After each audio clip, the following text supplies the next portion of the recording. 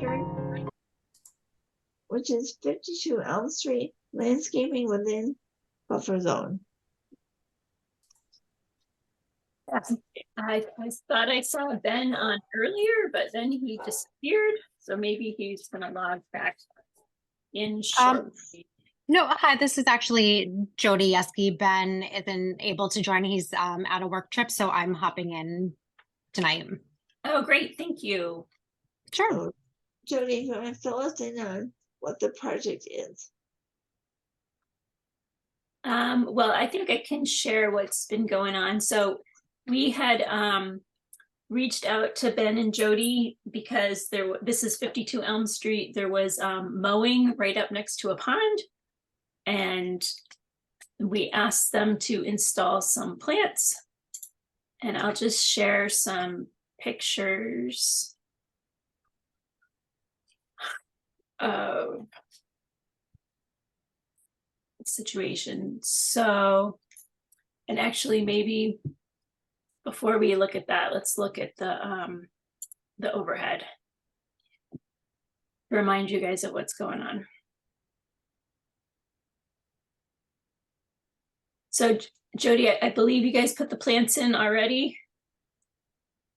We did, yes. Ben said he sent over some photos of them once they were planted. Yeah, and somehow I did not get those. Did he try to text him? If he tried to text them to the town number, that might not have worked. I thought he said he sent them over email, but I can confirm and have him resend. Yeah, that would be great. And so this is kind of the situation. The plants, I believe, are approximately where these blue dots are. And then this is kind of the area, the no kind of mow area is in here.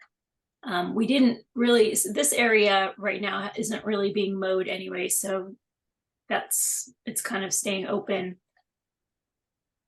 So we can, I think the only question I had is when I got to the site, I didn't really realize, I was originally thinking it was only the pond. There is actually an inlet to the pond, and there's some wetland flags on this side of the inlet, but not on that side.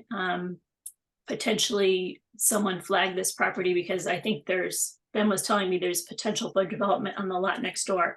So the pond area has been flagged on this side, but not on the Yeske side of the water. So currently the bushes are along here. If we were to place them 30 foot from the street, the kind of the little inlet here, which my guess is it's usually dry, but it's wet right now because everything's wet, then that would take up most of what they had mowed. So I had kind of told Ben, well, I thought maybe the main thing was to keep 30 foot off the pond. But if the board wants to say otherwise, and we can go back to the pictures.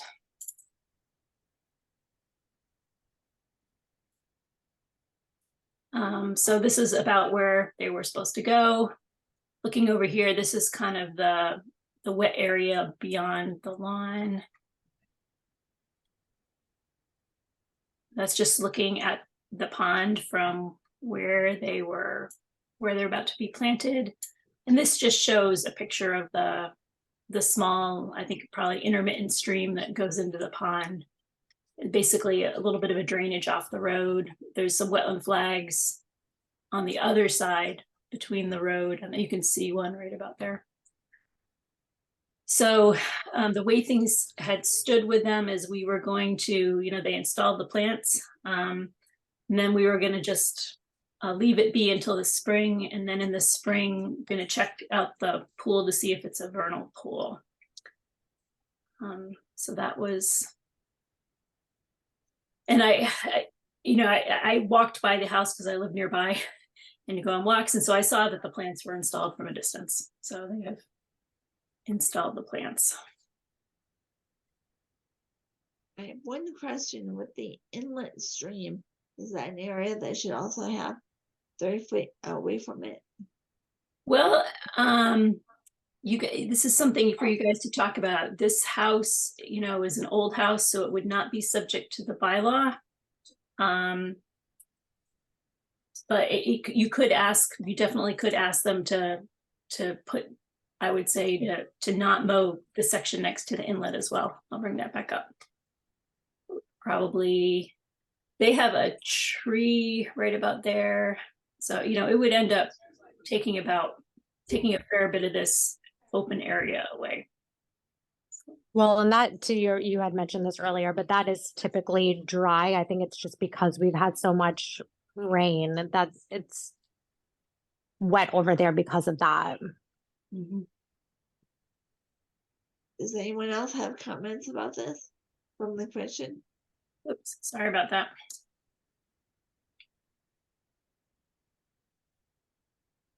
So Mary, you were saying, so the inlet was coming from that southerly part and not the northern part, do you think? I guess I'm not sure, but it's my impression that the drainage kind of flows into the pond and then it goes that way. But do you think it goes the other way, Dave?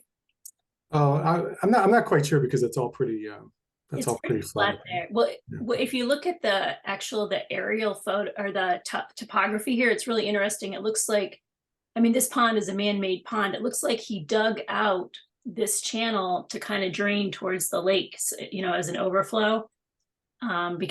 So I feel like it does flow that way, and that this is kind of flowing down. It is relatively flat there, though, kind of flowing into the pond. So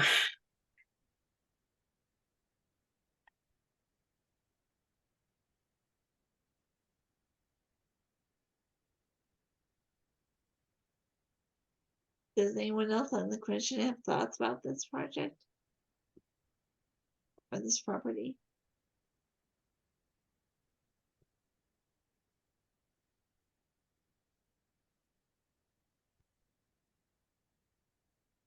Now, Mary, you said they'll come back in the spring to see if the vernal pool.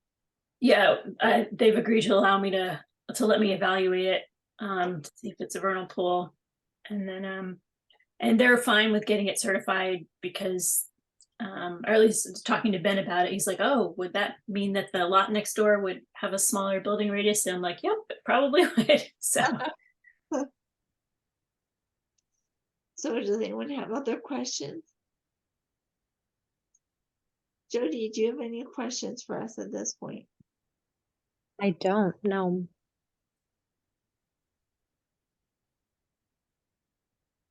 That's Mary, if you're all set with this being okay, it's fine by me. How about the rest of the commission? Works for me. I think it sounds good. Fine with me. Should we do a voice vote, Mary? sure. Maybe you would want to say what the motion is. Motion is to accept the plantings and the 30-foot buffer kind of as on the sketch, and continue with the vernal pool in the spring or whatever. Okay, we have a motion to accept that and approve the discussion. So moved. How about a second? Second, Okay, Chris Scott, aye. Tom, I. Alan, I. David, I. Marcella, I. Sandy, I. Mike, aye. So that's unanimous vote of the commission. Thank you, Jody, for attending and doing that work. And we'll see you in the spring, I guess. Great. Thank you very much. Take care. Thank you. You too. Bye. Okay, Mary, our next thing was a request for certificate of compliance for Fowler Street Bridge, EP number 311-0745.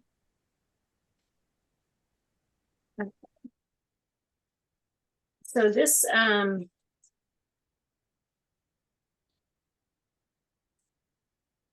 this already had a partial certificate of compliance, and the thing that was remaining was the monitoring of the replication areas.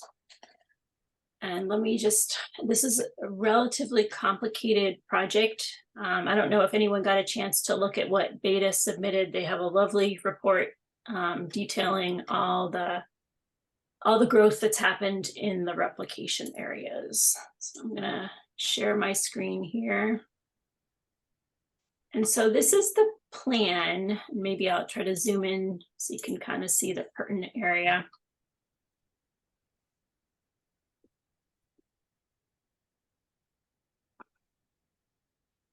Whoa, I did not want to do that.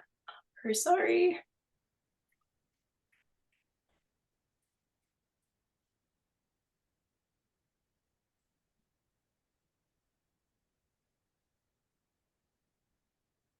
Yeah, here it is. It's this sheet. Okay. So there were a bunch of kind of replication areas. This was a floodplain wetland restoration area. This was bordering vegetated wetland restoration area. This was buffer zone, upland restoration area, which they had to disturb to get in to do the floodplain restoration. And then from the bridge itself, they all the banks had restoration on it and plantings. The report has lovely details as to all the plants present.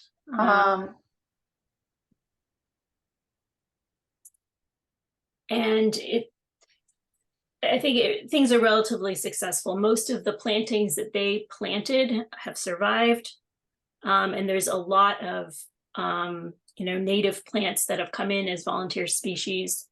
I think overall it's pretty successful. The order did not, unfortunately, give any guidelines as to 95% coverage or this or that. There was none of that in the order. It just called for the 2 years of monitoring. There are a little bit of invasive species, glassy buckthorn, multiflora rose, and honeysuckle in pretty much, I can't remember whether it was all the sections, but in several of the sections. I think they are all small enough that they could be dug out with a shovel. So maybe that's something we want to have DPW look into. And this is just wanted to show you the plan before, and they have pictures too. So, and they also tested the soils both in the floodplain and the wetland replication area were found to be wetland soils. Although I admit I did not check their soils. Maybe I should have. Lovely pictures. Maybe could have gone out there and dug some holes. I will do that if you guys want to take another few weeks to reconsider. I just thought of that now. But the review of the plantings looked very reasonable.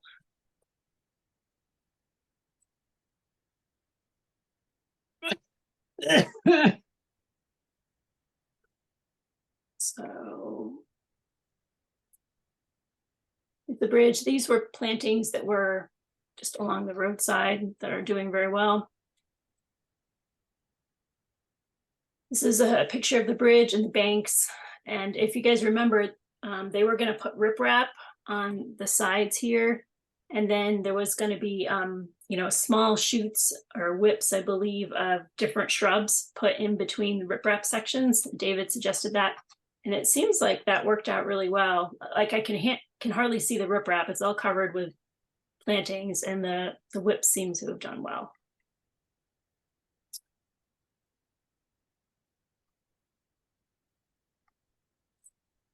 And this is just looking in towards the floodplain in the replication area. The vegetation is completely, covering. There's no open bare soil, at least at this time of year. Things look good. Here's the two Tupelo trees that were asked to be installed, and they look good as well.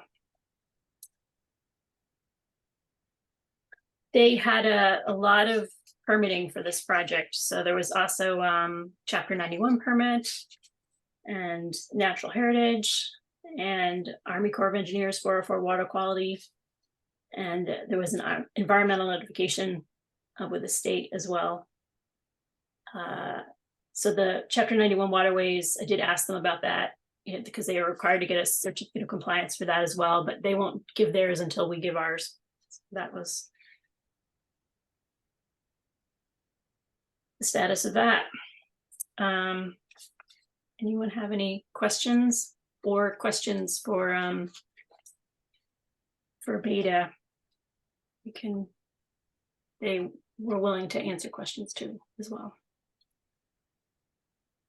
Does anyone from the commission have questions for Mary or the engineers for the applicant?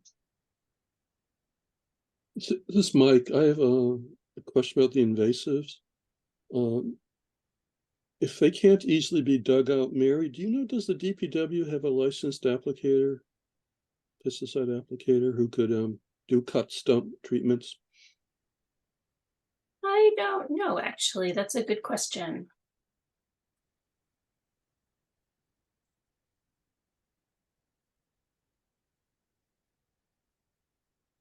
Bill's not on, I guess, or maybe, I don't know whether Bill would know that. I'm not sure. I wouldn't be, I know there's language in the contract with the union that gives them extra money if they have an applicator's license. So my guess is there's probably one or two people who have an applicator's license, but I'm not 100% sure. Well, Mary, I mean, could if there was an applicator, or even if someone's just going to be digging things up, who would identify the plant material that needs to be controlled? Would it be someone from Beta or you, or is that to be determined? Yeah, that's to be determined. I could do it, I think. Or we could ask Beta to do it as well. Do you think Beta would have someone with a licensed applicator to do that treatment? That's a good question. I don't know.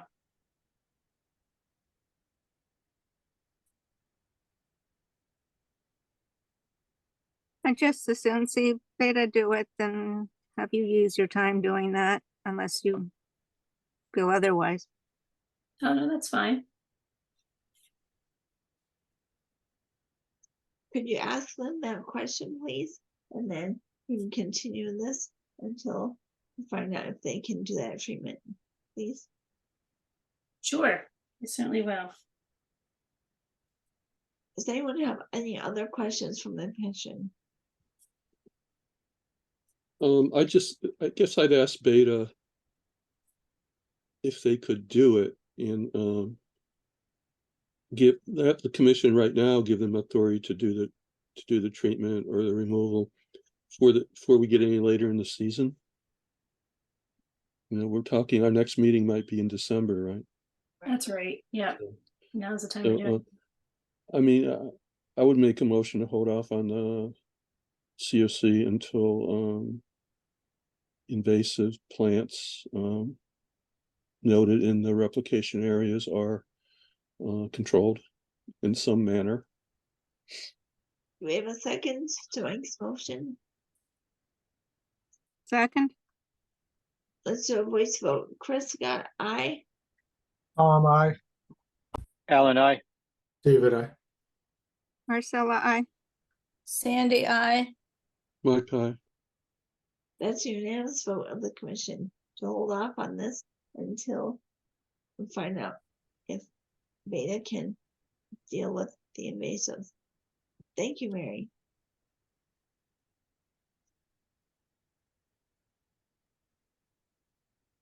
Is there anything else we need to talk about after this one?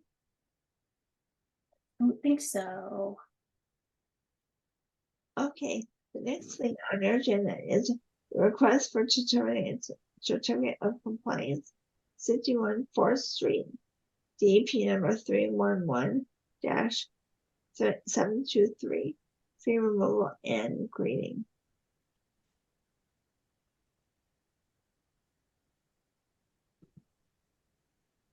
Okay. All right, this one was as a result of an enforcement order. The homeowner was trying to clear and just basically enlarge his backyard and flatten it. And the enforcement order was done a few years ago. house is for sale now. So I went out there to look, and the site is stable. He had not planted his trees yet, the 3 white oaks that were proposed, and he had not installed the bounds. But he was very quick, because his closing is on the 15th, to take care of those things.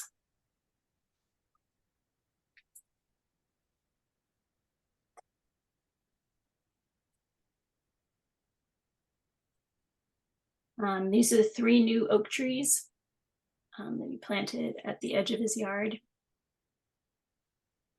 And I did tell him, there was nothing in the order, I believe, about 2 years of monitoring. So they are newly planted just a few weeks ago. We could potentially issue a partial if we wanted to have monitoring on the trees.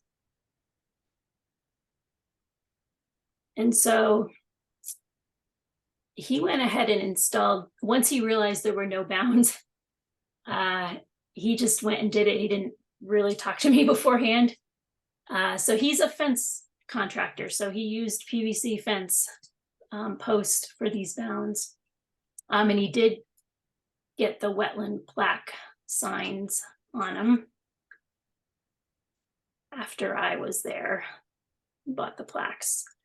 So I mentioned that, typically we use concrete bounds. They are 4x4 fence posts. He's willing to fill them with concrete if needed. Or I just thought you guys might want to see what you thought. They're relatively attractive. As a contractor, he thought they lasted a long time, since he's a fencing contractor, but it is PVC. How deep do they go? That's a good question. I should have asked him how deep he had put them in. I think they look fine, but I think he should fill them. Fill them with the Okay. concrete. Yeah, the concrete or Yeah. something, because in cold weather and stuff and hitting with mowers or whatever, I think those could get knocked down, relatively speaking, not without too much difficulty. Mm. I agree. I'd ask them to fill in with concrete. Okay. I agree as well.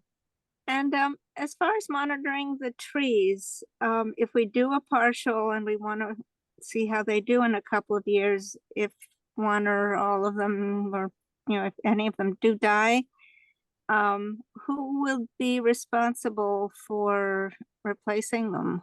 Is he bound to do that? Or can we, I Yeah, don't know.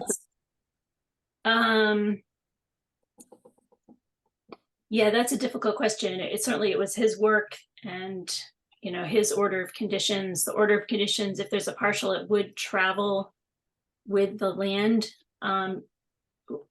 In Webster, we had this happened several times, where people would, the lawyers would work out some kind of bond, or that would be held against the former owner would have to take, in case it didn't work out. That was something that was worked out, between at the closing. Would the new owner be responsible then? Well, then the new owner would have kind of retained, I don't understand it, but anyway, the money is set aside basically from the sale that the old owner will not get until it's, until everything is satisfied, basically. Thank you. Does anyone Is that else? something we just need to specify and the lawyers will work out the rest, or are we obliged to provide anything? I think the only thing they would need would be the cost of replacing the trees. And he just bought them and got them installed, so he should know that.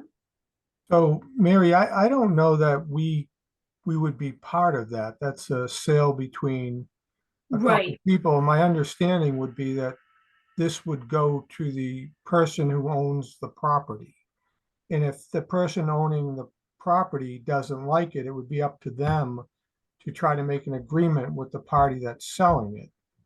And that doesn't involve us at all, if I understand how this works, and I may not, right? Right, So it yep, goes with the land, the new owner is responsible for those trees, unless that owner makes an agreement with the person selling the property, but that does not involve us at all. right. It doesn't, yep, it doesn't need to.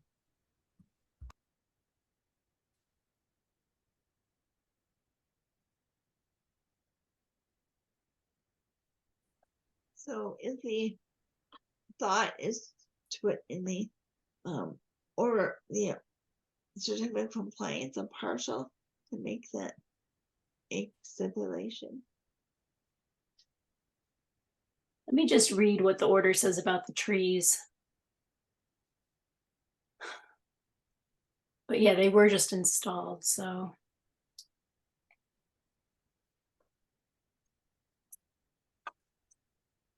Condition 37, 3 white oak trees with a 1-inch diameter will be planted according to the plans.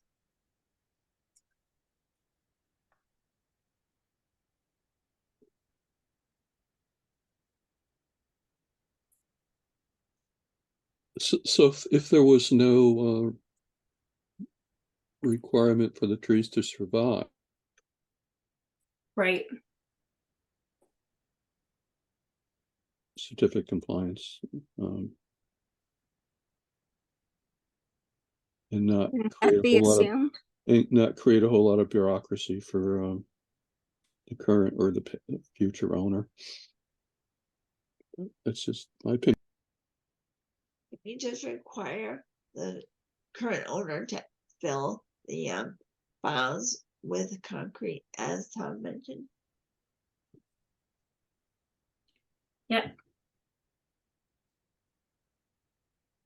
So would that be a partial or a complete?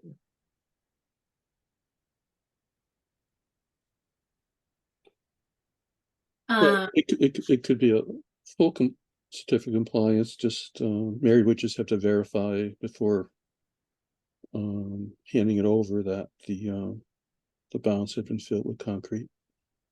So, That sounds good. Any other discussion from the commission? Any discussion from the audience?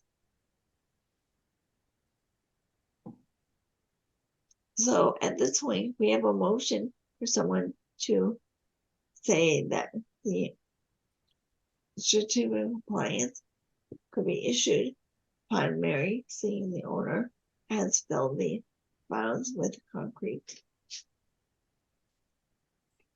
So moved. Second, Okay, let's do a voice vote. Chris, aye. aye. Alan, I. David, I. Marcella, I. Sandy, I. my comment.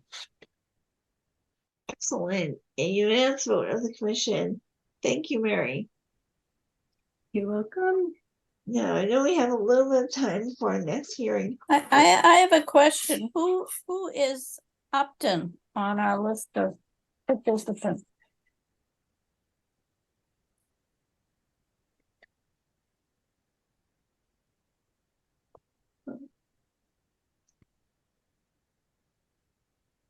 Does everybody see what I'm talking about?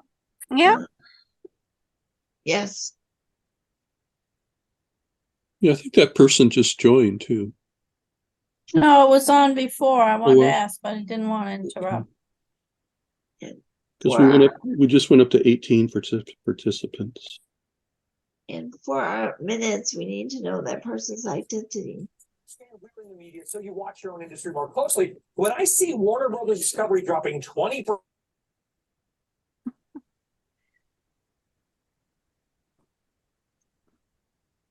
I think the person left for now. Yeah, So with that said, we have a little bit of time. We have a few things to discuss. The first one is our meeting on November 27th, 22nd, which is the day before Thanksgiving. we typically would cancel that one. So they wouldn't have any position to cancel it. No, I have no problem canceling, unless Okay, we get something urgent that comes up. Yeah, I think we should cancel it too. now Mary Jo, to take a vote on that. I don't think we would have I to. don't think so either. Okay, so no meeting on the 22nd of November. Okay, so should we go to, how about the journal reports? We have administrator's report. All right, let's see here.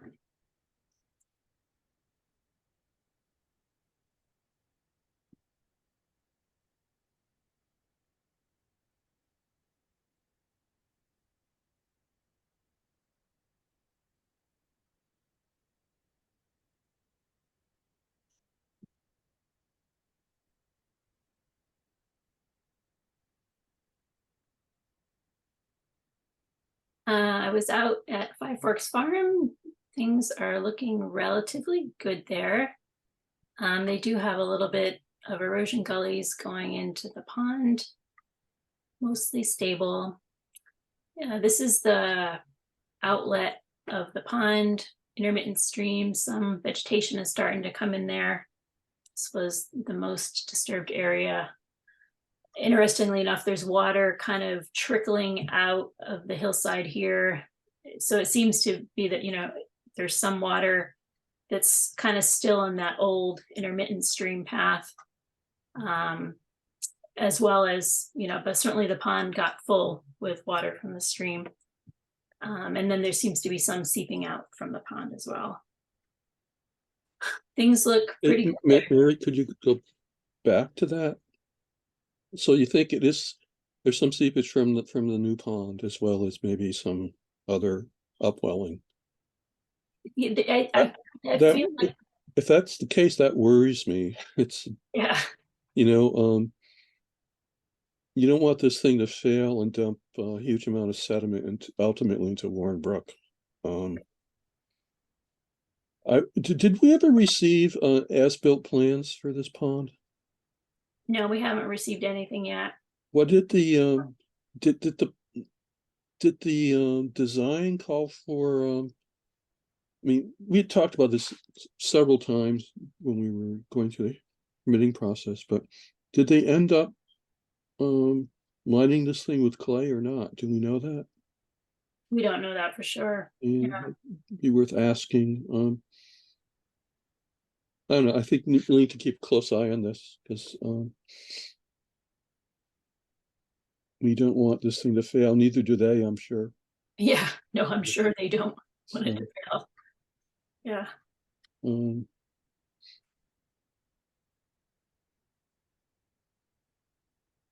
I'll ask them about clay. Yeah, can you ask them, maybe even have the NRCS engineer take a look at it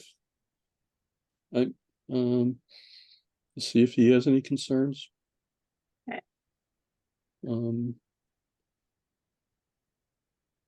I imagine the NRCS has already paid for this work because it's the new federal fiscal year.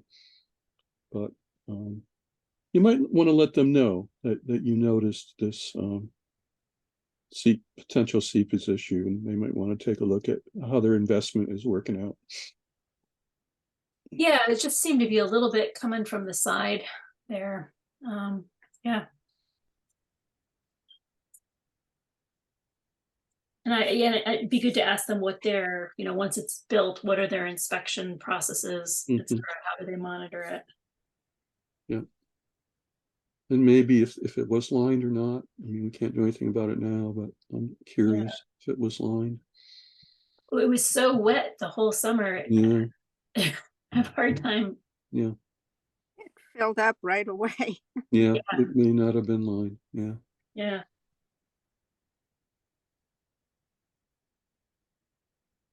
Okay. Thanks, Mary. Yeah. Just so y'all know, I will be joining Laura Mate from SVT to walk the property in a couple of weeks. So we're gonna do the CR walk and, you know, certainly we can talk about this.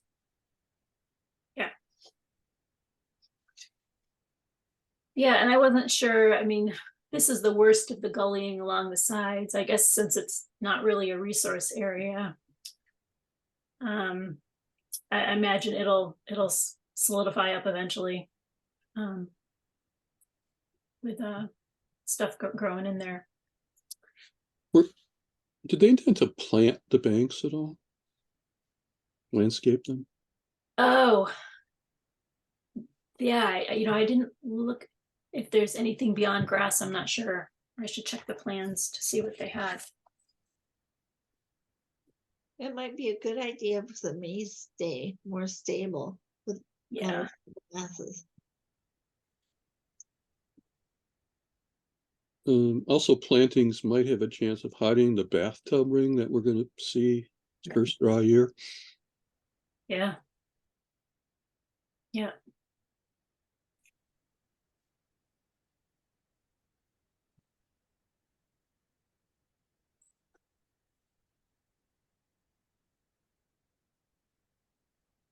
All right, so that's pretty much it for pictures.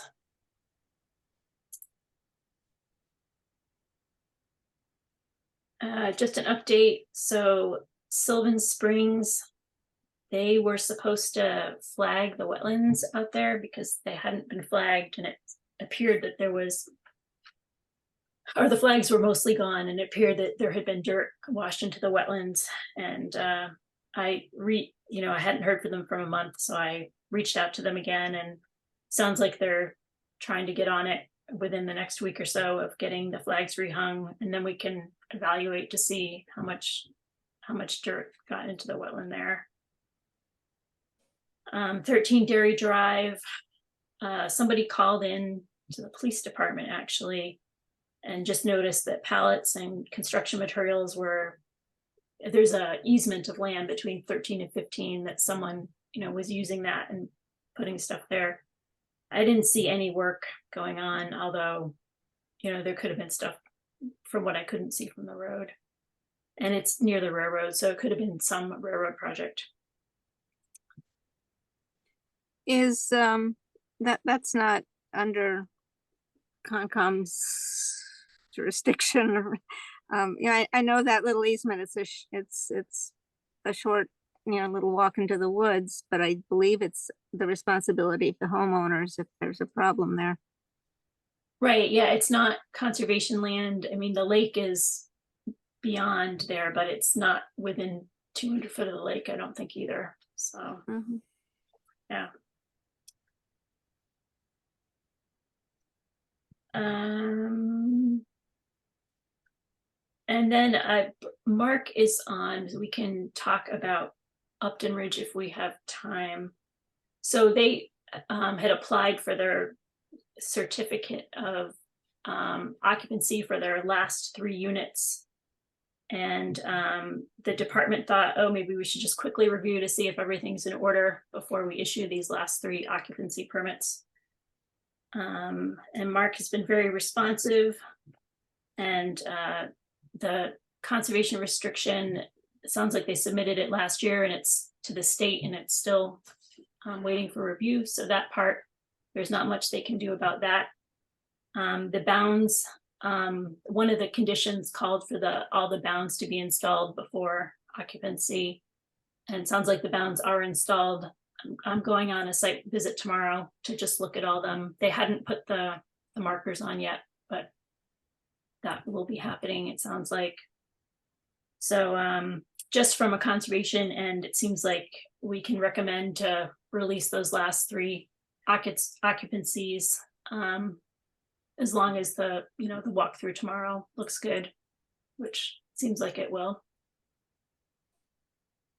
Anyone have any, and then the proposal is to have them on the first meeting in December to talk about the baseline report and bounds that may need to be installed for that, or other issues with that. and other outstanding items on the order. I think the engineer was gonna look in to see if there was anything else outstanding besides the as-bills and stuff like that.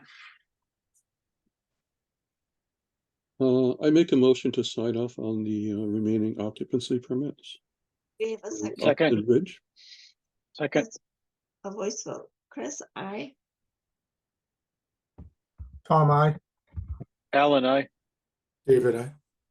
Marcella, I. Sandy, I. Mike, aye. And Mark, would you like to add anything or have there any other questions for us? No, I just wanted to come on tonight and say hello, first of all, because I've worked with you for many, many years, and we have I think a very productive partnership, and we enjoy working in Upton. I wanted to meet Mary, so I get to say hello to Mary and meet you for the first time, and I think it sounds like Upton's lucky to have you as well. Seems like you're doing a really great job here, and so Upton Ridge is in my opinion is beautiful. It's a great project for us, and it's come out really nice.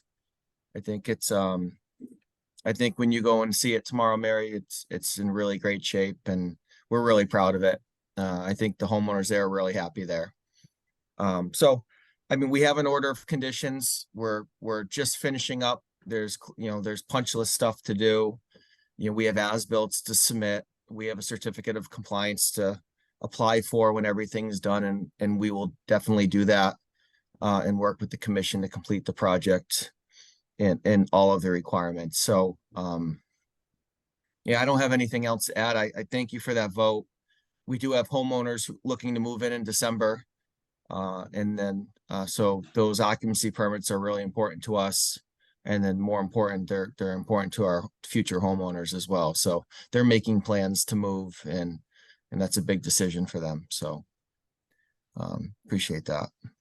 Well, great. It's nice to see you again, Mark. I know. You're Same right, to you. it's a long time. So any other questions from the commission or the audience? So Mark, I believe you'll see Mary in person, and then we'll see you in December. Great. Okay. Thank you. We'll be here. Okay, thank you. Have a good night. Thank you, You Mary. too. Okay, anything else, Mary? That's it for my report, I believe. Yep. How about the administrative report? Grace?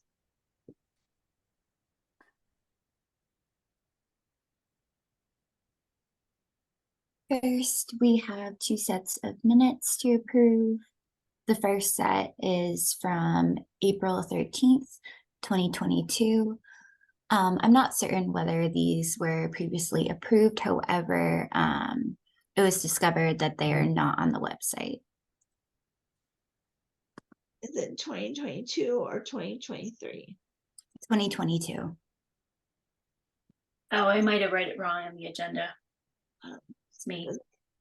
Does anyone have a question about 2022? Meeting minutes from March 13th.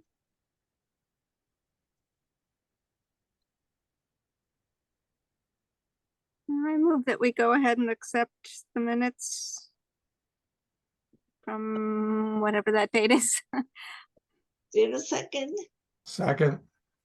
Okay, let's do a voice vote. Chris, I. Tom, I. Alan, I. David, I. Marcella, I. Sandy, I. Mike, aye. That's unanimous vote of the commission to accept the minutes from March 13th, 2022.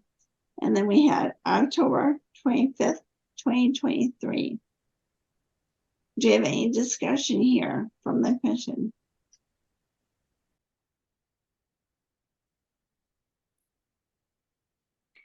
If not, I move that we accept the minutes from our last meeting. Okay, do we have a second? Second. Let's do a voice vote. Chris, Scott, I. Tom, I. Alan, I. David, I. Marcella, I. Sandy, I. Mike, aye. It's a unanimous vote of the commission for minutes from October 25th, 2023.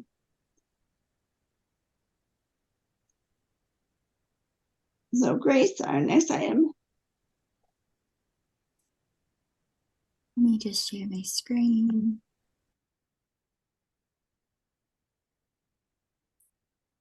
This meeting, we have quite a few expenses to approve.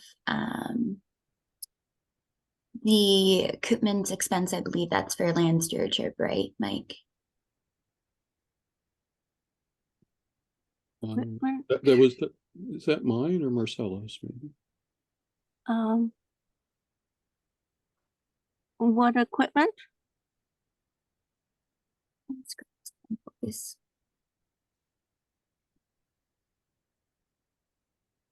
The hardware, yes, that is my expense. Okay.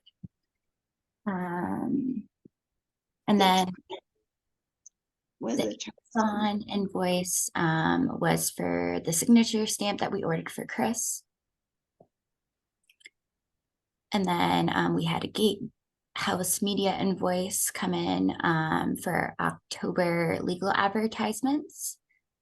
And then Mary's October mileage, and then lastly another land stewardship reimbursement for a Lowe's purchase.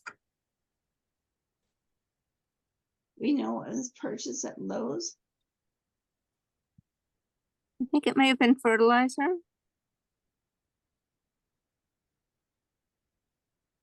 Yeah.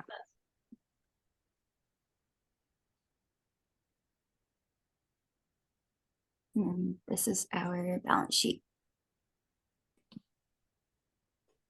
Do we have any discussion about the purchases?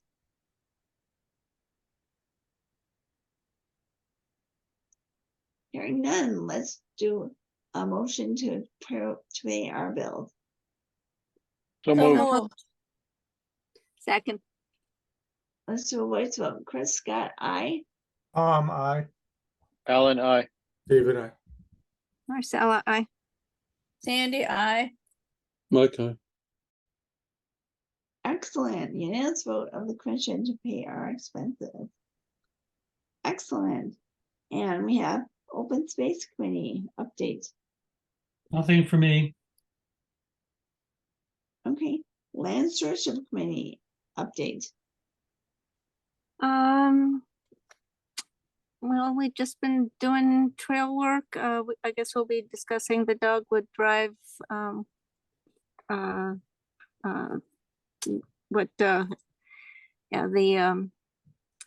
GPSing that Mike and Mary did, and we'll be discussing that later. But I also wanted to mention that and this will come up later as well when we discuss the CR for Mechanic Street. But I did have an opportunity to do a walkthrough with Bettina Washington. It was a last minute confirmation, so I didn't send anything out about inviting others to join us, but it was a good walk. And I think she saw some stuff of interest, and I will be in communication with her about that at some point. Excellent, Marcella. Thank you. And we have 10 minutes before our hearing at our discussion at 8 o'clock. I just want to mention to thank everyone who came to the town meeting last night.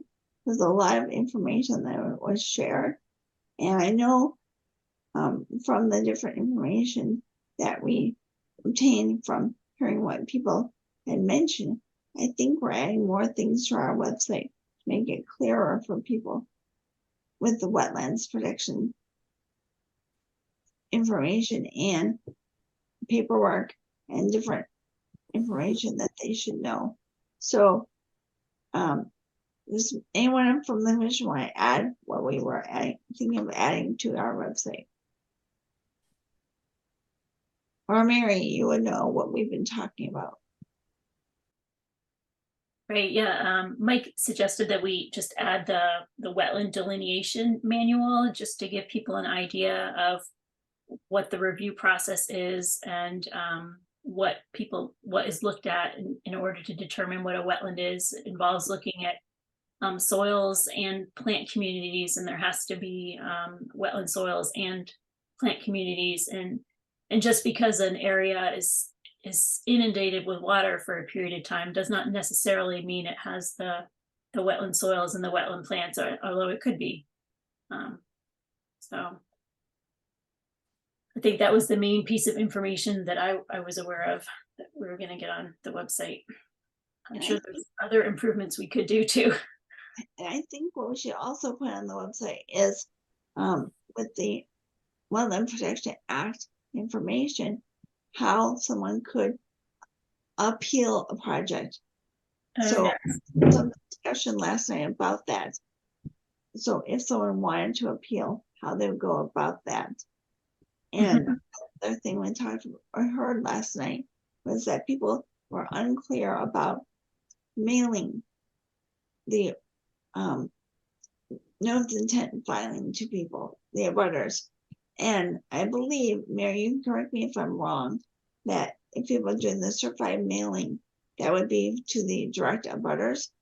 And that is usually $8 per person. And I'm not sure if people can do a certificate of mailing rather than a green card mailing, because then it's much cheaper and people don't have to go and pick up the paper, the mail, and then sign for the green card. They would just get the paperwork that shows that they did mail it. So then it doesn't get hung up if people don't sign the green card and pick it up at the post office. Is that correct, Mary?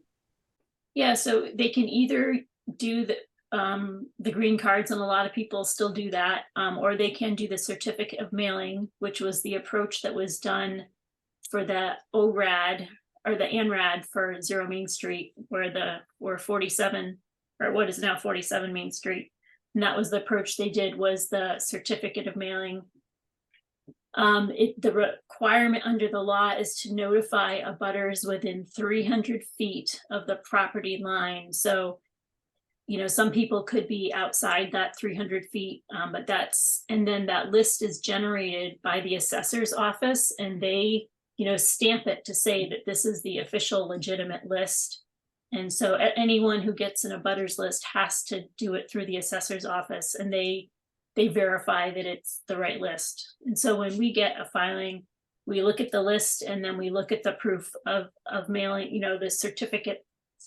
And that's how we can check to know that it was done properly. I know we have had applicants who have physically gone in person to contacted each person on the abutters list and had them sign something. And we accepted that as well. Yep, So, that can work as well. Yep, there's a little. The certificate of mailing just demonstrates that it's been mailed. It does not demonstrate that it has been seen by the recipient, which I think is where we're running into problems with the Main Street property. That I know there was some discussion about whether or not people received them, and we did confirm that they were mailed. But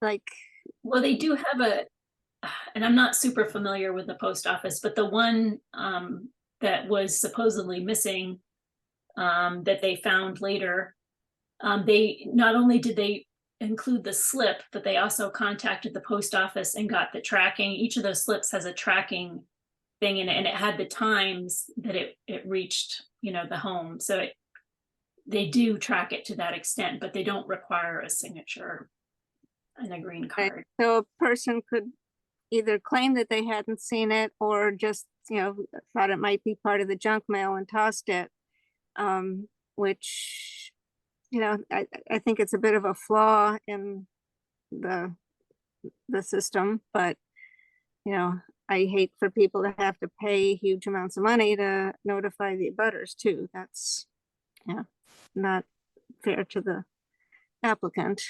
But You know, if there's some, foolproof way to get, make sure that everyone has seen the mailing, then, maybe the post office needs to tack them on people's, windshields or something, but where would people be certain about finding them? But that's kind of not our problem, but I'm just pointing out that there's kind of a hole here that,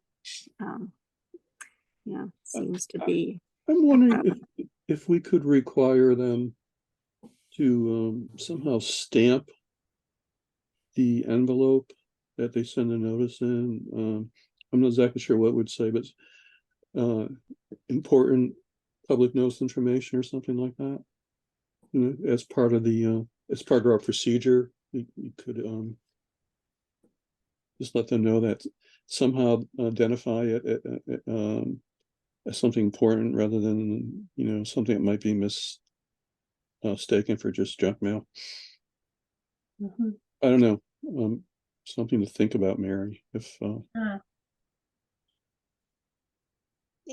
think we could require something like that as part of our regulations, I imagine, for notification. Yeah. Just a thought. Yep, no, that's a good idea. And one thing, I don't know that we have this here. We have this in Webster. There's like for each board, you could kind of sign up to get a notified when the agenda went up or something, or something like that. So you could just kind of follow, just a reminder, oh yeah, there's a new conservation meeting. So you would just check the agenda to see what's on if you wanted to follow that stuff. But that, ends up being a lot of work for people if they're only interested in the parcel next door. So I think the one comment that was made last night at the special town meeting, which was quite erroneous, was that the sending the notices to butters cost $800. That would mean the person would have to send the mailing to 100 people at $8 a piece. So that is highly unlikely.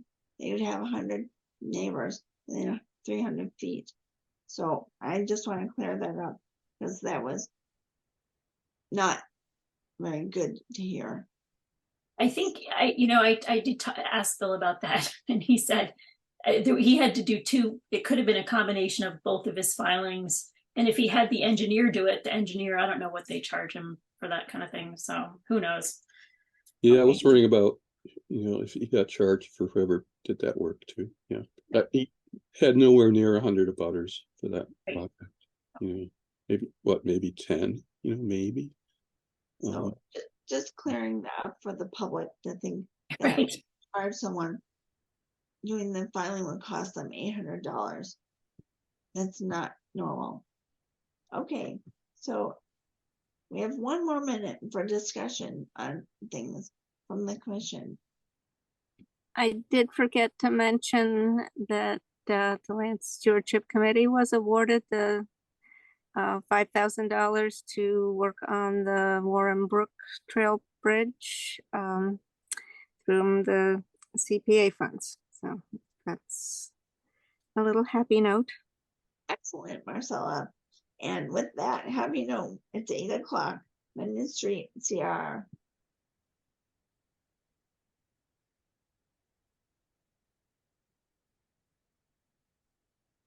Oh, I'm sorry, Mechanic Street, CR. Is Tony on? Yes, I'm on. Good evening. Can you hear me? Yeah. Great. So I sent over to Mike and Marcella a red line and a clean copy of that reflected the changes I think we discussed at the last meeting. And I thought I'll be guided by whatever you want to do, but I thought it'd be helpful if I pulled up the clean version with just a few other minor edits that I had just done recently, and we can walk through the main issues that I think we have left to discuss, and you guys can point me in the right direction if I miss something. How's that? Sounds good. Okay, bear with me for a second. I'm going to try to share screen, which is always an adventure. I don't even try anymore. It's like, so, Okay, can you guys see the screen? yep. Yes. Okay. And so let me see if I can scroll down. Yeah, my only issue is I want to be able to scroll down. Give me 1 second. And see if I minimize this. Okay, there we go. Okay. So I'm just going to scroll down and feel free to stop me anywhere, but I think we went through most of this last time. I just want to go over a few things. I made on the second page here, you'll see a red line. I just made a minor correction. Eastern box turtle state licensed threatened species has been observed. Can you guys see that change? Right Yeah. there. Okay. Yep. That's all I did there. And again, this is the clean version that reflects all the changes we had discussed and worked on last time. And then I'm going to go down here. And this is an open issue right here, Indigenous Cultural Landscape. The premises is identified by, I think, Marcella, you were going to try to look into that and see if there was some information we can add in here, or am I not remembering that correctly? I'm sorry, the phone is ringing. It's okay. Right here. I had wanted to meet with Bettina Washington, which I did. I did walk the property with her yesterday. And while she hasn't confirmed anything, I do believe she saw things of interest. So I think if we need a name there, it would be Bettina Washington. Okay. But I want to confirm that with her before this goes. Or maybe her title. Yeah. Like, Yeah, that's. Does Okay. she have a title? Do you know, Marcel?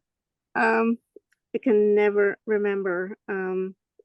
She's the Shippo? Is that correct? But I don't know what, like, I knew at one time what these acronyms stood for.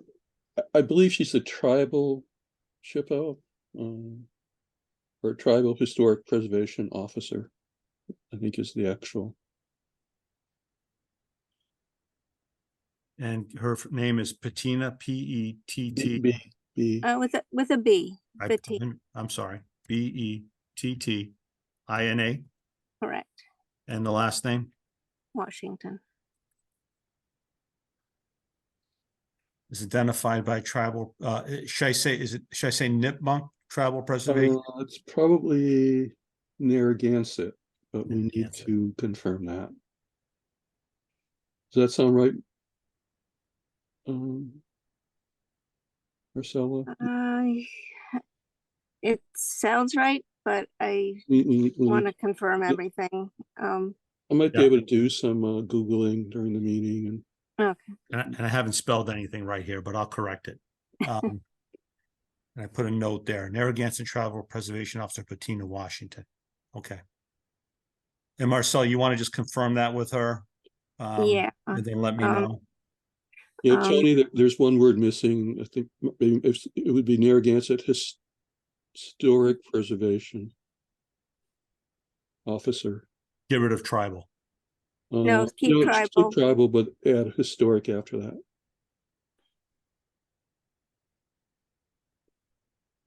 So a SHPO is a state historic preservation officer, and she's kind of a tribal historic preservation officer. Okay. Okay. I'm also seeing that the premises is known to be near the border of two Nipmuc villages. I was talking with Kathy Taylor, who's also pretty knowledgeable about these things, and she said that pick one or the other. Hassanamesset is probably the one that is in more common usage because we have the there's some protected land called Hasnamasset Woods over the hill from this property, and seems to be The premises the, known to be near the border of the, what could should I just say Nipmuc Village, Hassamasset?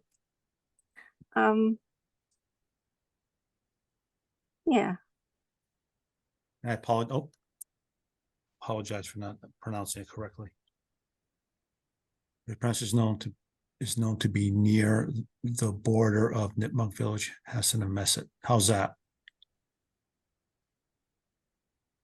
Okay, yeah, that should be fine. Okay. And then I guess the nearby Hassanamisco is I believe that is interchangeable with Hassanamisset, the reservation in Grafton, where the I take it that's the protected land, Hassanamisset Woods. Okay, so we should change Hassamanesco to Hassamasset. Yeah. Okay. Yeah. Mike, do you know otherwise? Is there something I'm missing? This is just these are just comments I got from Kathy. So Yeah, I can't find anything there. okay. Okay. Do you want to, and Marcel, do you want to confirm all this, or you feel? Yeah, let me confirm it now. If I need to make changes, I'll alter the language and send that to you. Okay. I did Google Bettina, and we need to drop out Narragansett, and I can tell you what to put in there instead. Go ahead, Mike. Okay, so it's the Wampanoag tribe of Gayhead. So it's WAMPANOAG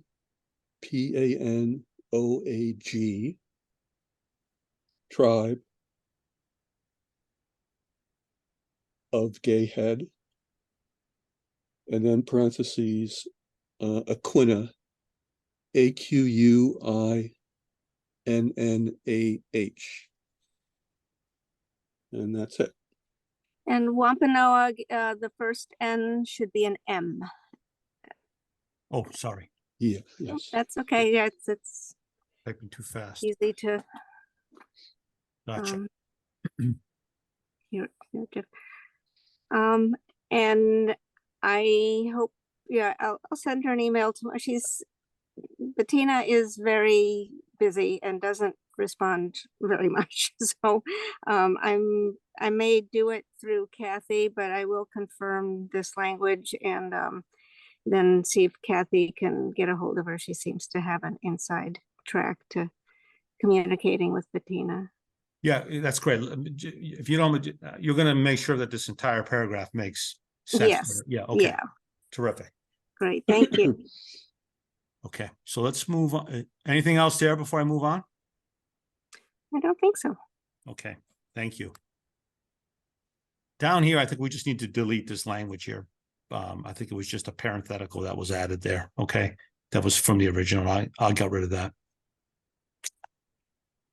And then. Oh, whoa. Think. Natural heritage inventory. Yeah, this whole paragraph needs to be eliminated because Upton did not take advantage of that program. Oh.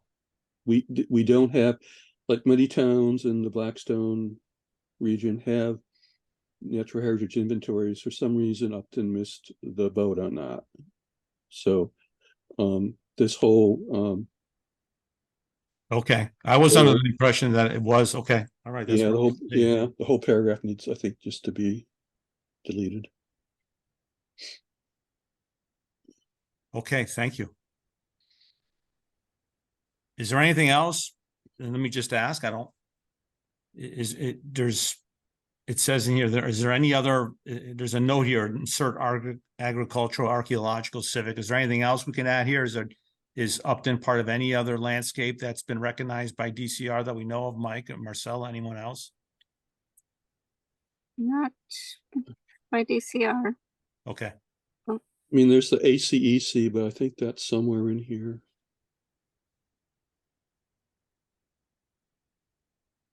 Yes, it is. It's right up here, Mike, and I saw it, yeah. yeah, okay. Okay, so I'll take that out. Thank you. The next thing is, let me scroll down to permitted acts and uses. It just basically says here that the grantor, that would be you, the town, can permit, you know, these things. And number 3, I just capitalized right here, conservation and values, just to make it consistent. And I'm sure I'll catch a few more of those when I go through it again. And I don't think that's a big issue. But then here, under indigenous cultural practices, I wanted to pause, and because I know Marcella and you and Mike to some extent raised questions about this, about the prior written notice to SVT. And I just took out the prior written notice, and it just says indigenous people will be allowed to conduct the following activities. And I don't presume to suggest that that's what the language should be, but I thought that was something along the lines of what you wanted. So I wanted to pause here and talk about this. Yeah, I guess I do have trouble with the word allowed. I think that might be construed as something similar to prior written notice. I mean, or construed as having been given permission, and not only that, but we're not asking any other groups to, you know, we're not saying that, we're not specifying other groups to be allowed to conduct activities. You know, we're singling out the indigenous people. And it just, something about it feels wrong to me. You know, I know I did talk with Laura, and she, you know, she thought that this did need to be reworded, and it sounds like this is sort of a step toward that. But you know, Marcella, how about if you just got rid of the word indigenous cultural practices, or, you know, any group? If I'm sorry, you're trying to get rid of the number 5 indigenous cultural practices? I thought that's what Marcella was concerned about. No, I think Marcella, correct me if I'm wrong, you're concerned about the use of the word allowed because you think it sounds as if they're going to be needing written prior approval prior to conducting these activities, or am I wrong? But anybody can use the property for cultural practices. Well, I don't know. I'm not sure that's correct. I mean, if somebody, I'm not, I think that they theoretically could with the town's permission. Yes, I think they could, but I thought the purpose of this section was to highlight the fact that indigenous cultural practices were elevated to a special significance and were to be recognized in the CR and highlighted so that all right. I think that was the I was intent of just this trying section. to make it, I just Yeah. thought you were trying to make it equal. well, I think we need to then state that we are trying to elevate it, because that's not how it reads. Can I make a suggestion? Go ahead, Mike. Maybe this will help. Just say indigenous peoples may conduct the following activities. Get rid of will be allowed to and replace it with may. Does that go partway, Marcella? Yeah. Yeah, Right. no, I think that's a good idea. Yeah. You know, it still feels like they're having to, you know, I don't know. I'm just looking back at that letter that we got when we wanted to name the properties at Peppercorn Hill with indigenous names, and it was turned down. The request for suggestions was turned down based on the fact that the indigenous people didn't feel that they really had a right to this land. They're not, this land was taken away from them, and now they're being asked to, name things and, trying to, it's like we're trying to patch something up that was, damage that was done many years ago, but it's, I think that this is much more fraught with nuance than then I'm able to get my head around. Well, Marcel, the good thing is I see your point. Like if you go up here to section 4, some of the language we use is with prior written approval right up there. And so I get your point about, the language that we previously had in here. But the good news, I guess, based on Mike's change is that there's nothing here that would indicate that there's any kind of written approval required. And so, and particularly when you contrast it with the language that's used in this section, and I'm sure in other sections of the CR. Okay. This is Chris. Is number 5 something that would be good to run by Tina Washington or Laura Matai? Yeah, Laura's looked at this. Yeah. And we've talked to her. I know you've talked to her, Marcella. And she wants to be certainly deferential to your thoughts on this, and she certainly wants to be deferential to the indigenous peoples and their cultural practices. But if you want to talk to, Bettina, Marcella, that's fine. I think for now, we can leave the language like it is. And if you have any other thoughts, we can certainly take it up. I just want to be respectful, and I don't know that the language reads that way to me, but if Bettina or Kathy can take a look at it and give me some feedback, that would be great. I will pursue that. Okay. I don't want to move on too quickly. Are we done discussing this section? Yeah, let's wait till I get the feedback from Okay. folks who are in the know much more so than I am. Got it. Okay. And let me continue to scroll down then.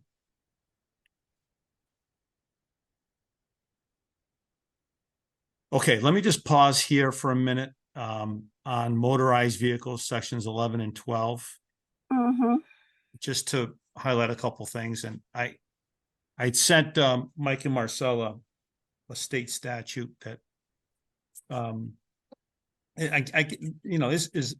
is arguably relevant here. The question has come up about e-bikes and allowing access. And I know I looked at the town. I know that Upton has some land use regulations you guys have done in other properties that allow bikes. And I don't think it referenced e-bikes, but you do allow bikes on other properties subject to your regulation.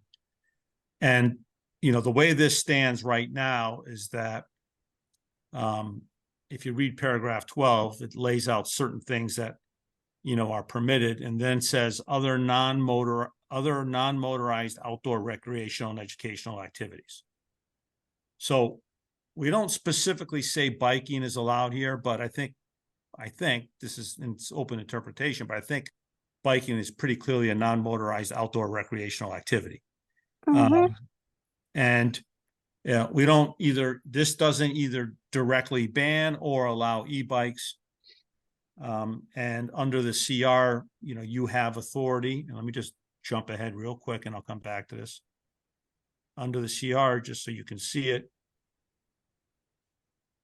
you have the authority under the public section here, where you say you grant public access, grantor has the right to control, limit, prohibit, post other reasonable means, activities, or uses, that you feel you need to control.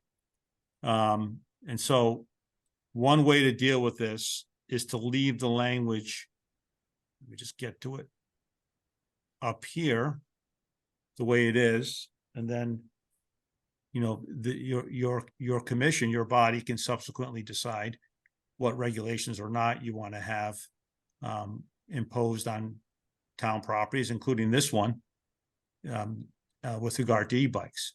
The other option, of course, is to expressly ban e-bikes. And the other option is to allow them. But if you leave it the way it is right now, essentially, it does give you some flexibility in the future to, decide whether to allow e-bikes or not. And I can reference, I'll stop there, but I can reference the state statute for further clarification if you'd like. Well, it sounds like we have the right to decide whether we want motorized vehicles on our trails or not. An e-bike is a motorized vehicle, and motorized vehicles are not permitted except by special permission from conservation, and that would be in the case of needing to get into the property temporarily, or an emergency, or I mean, even in an emergency, you wouldn't even have to, I would think. But also, if someone was disabled and was using a motorized vehicle to access the property. So that's already stated, so is that? Yeah, I think that's right. And the statute I was referencing, Marcel, is a state statute that says that an electric bike shall not be operated on a trail designated for non-motorized traffic that a local municipality has a jurisdiction over if it has a natural surface tread made by clearing and grading the soil and no surfacing materials have been added. In other words, there's been no gravel or anything put down. That would cover a lot of the trails that you have in Really town. covers all of them. Yeah, but then it says, provided, however, that a municipality, local agency, or local authority, after public notice and hearing, may adopt ordinances or regulations permitting or otherwise regulating the use of electric bikes on such a trail within its jurisdiction. The state statute just basically says that you as a con can decide down the road whether you want to allow, e-bikes on this property, and you have the right to regulate it. Okay. So, and I don't think that's inconsistent, with anything in here.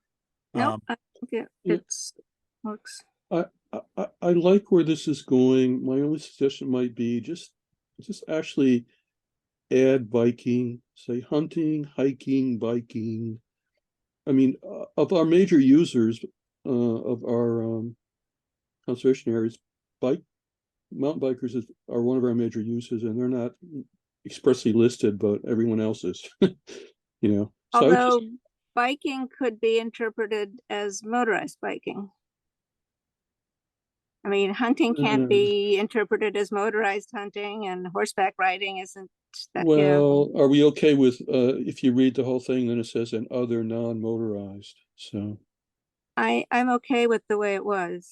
yeah, I would rather add biking somehow personally. But Or if we can use a term that specifies pedal bikes, which sounds awkward. But is there a term for bicycles that aren't motorized? Well, we could say Non-motorized bikes. right. Okay. it's okay. All right. Um, Bikes or bicycles. I don't know if that's bicycle sounds nicer. hunting scheme, non-motorized bicycle. Yeah. Non-motorized cycling, maybe, because everything Hiking, else is an cycling, activity. You're right, because it's an activity. I think biking, or I think Bicycling, yeah. bicycling. I'm gonna misspell it, but hunting, hiking, non-motorized biking, bicycling. Okay. Or do you want biking? This is the big conundrum. Riding, skiing, biking, or bicycling. Bicycling or biking? What's the vote? I like bicycling. I don't know how the rest of you feel. Bicycling with a C after the L. There you go. Thank you, Chris. BIC.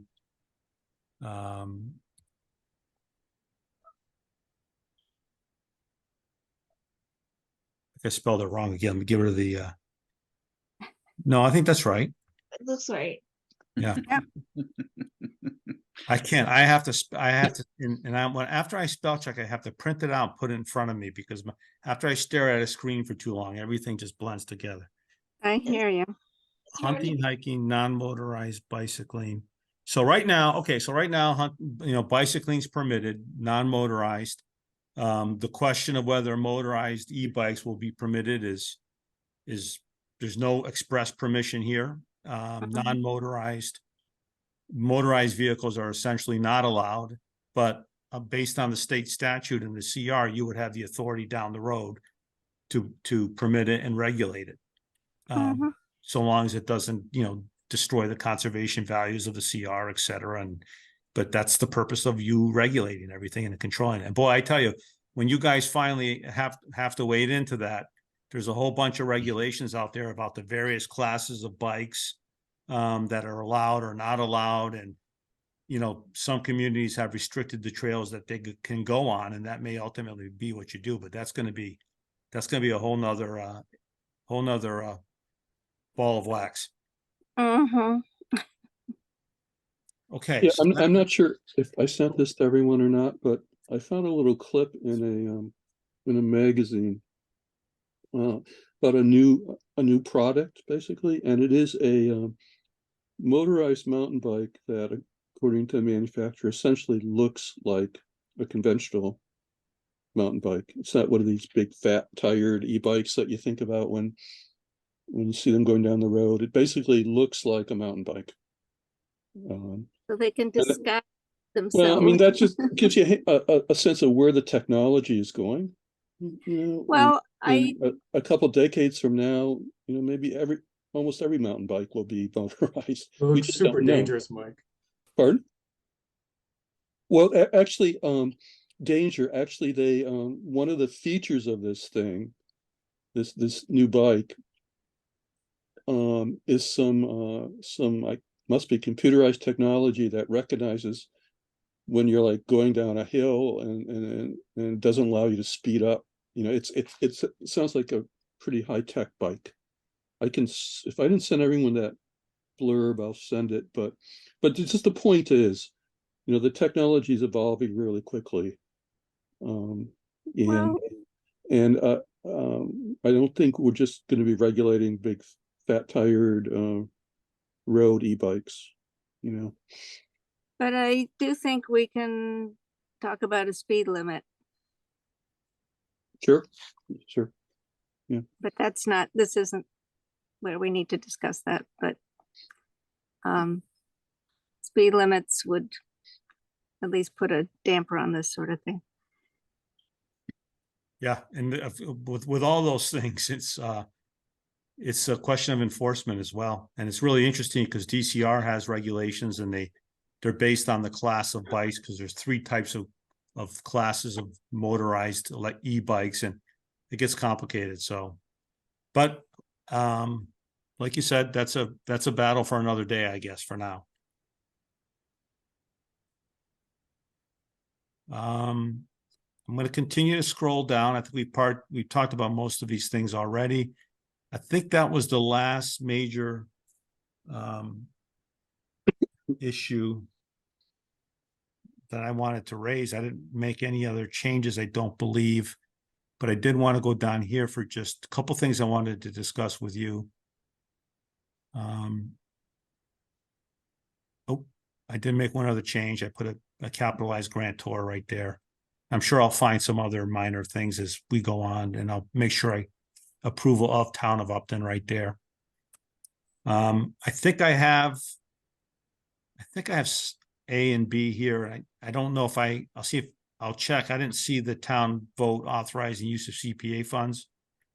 Tony, I can ask the town clerk for a copy. Yeah. Of that. Yeah. And the other thing is, we can talk about it additionally down the road, but just for our own file purposes, I didn't see in our file any, I assume you guys got title pulled on this, and you may have gotten title insurance. I don't know, but if we could get the title documents you had pulled, it would be helpful for us in our due diligence.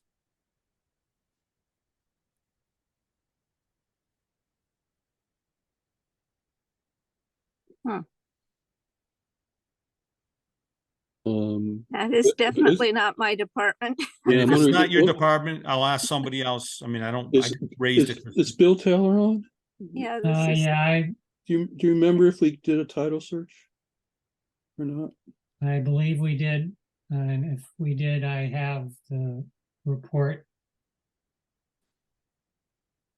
Okay, and if it's possible to send it over, whatever you can send over would be appreciated.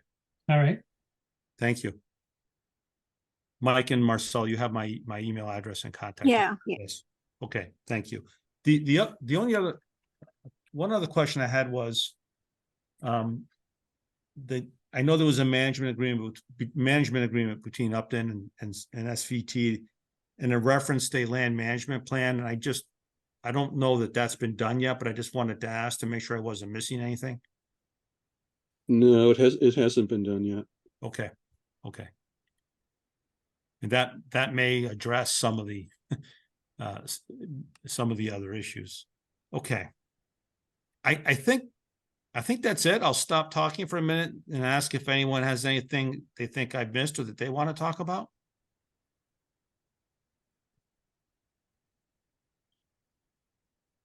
No, just, if you just send me the reworded, material so I can share that with Bettina and Kathy and get feedback and, get back to you as soon as I can. Yeah, would you like me to send a clean version? Why don't I do this? I'll send you, Marcella, a clean version, and then I'll send you a marked up version. The marked up version will be basically the one you have right here. I'm not going to send you the one that has all that crazy stuff right now. Okay, Because great. that's just going to be, I'll give you this clean marked up version, then I'll give you a clean version. If I don't get it to you tonight, you'll have it tomorrow morning, okay? Fine, I don't think I'll be looking at it Yeah, okay. tonight anyway, Yeah, I'll get it to you tomorrow. or even tomorrow, maybe. But that's fine, but I will get it to you tomorrow so you have it. Thank you.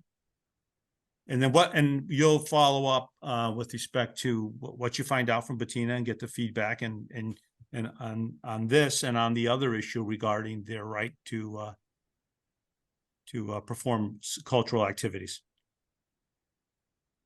Okay, thanks. Anything else? Is there a next path forward? I will follow, I'll get you these, Marcella, you'll check, you'll get back to me. Does this have to come back to you? Is this guy's coming back to you at the next meeting then? I think I don't need to, if anyone wants to weigh in on the language, if we do make any changes around the indigenous cultural practices, then that might be worth talking about again. But I otherwise I think I don't need to revisit the document.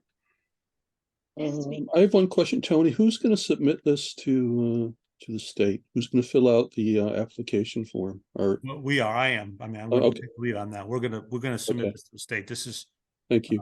yeah, we're going to do that. Okay, Our next and then we'll meeting- wait 3 years. Well, yeah, I think I think someone told us they submitted one in July and still hadn't heard back yet. Mm-hmm. So maybe not 3 years, Mike, but gonna wait a while. Our next meeting is December 13th. Okay. Well, I will get this out to Marcella and Mike in the morning and tomorrow. And I'll wait to hear back from you guys and we can just, we can decide on next steps.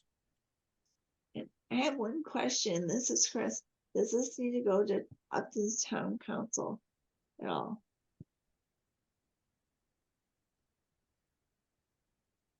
That's a question for you, I think for you guys. At some point, yes. I guess the question is at what point? I would suggest maybe we hold off on town council until after someday we get comments from the state, and then Upton Town Council could review essentially the semi-final version of this thing. But it's what people want to do. I mean, we could send it to town council now, or before it's submitted to the state, or we could wait till after we get state comments back. I'd just as soon wait till the comments come back, because they'd have to look at it again after that. Anyway, so. No, Does that sound okay, Tony? Yeah, and I'm told, I'm told by Laura and Meredith and everyone that I asked the question, actually, does the state always make comments? And the answer was yes. So I think you will certainly have an opportunity to, based on what I've been told, to have council review it. Yeah. I would agree with Marcella to wait until after we get this back from the state with their comments, so that way town council only charges us once. mm-hmm. And thank you, Tony, for all of your help. Oh, no problem. Thank you for hearing me out and thank you for having me tonight. I'll follow up tomorrow and we'll take it from there. Great. Right, thank you. Thanks Okay. for joining. Thanks, Thank you. guys. Take care. Have a good night. Good night. Good night. Okay, so now we're on to our discussion items. And I know we have a lot of people attending. Did anyone attending in the audience have a comment about the document we were just talking about?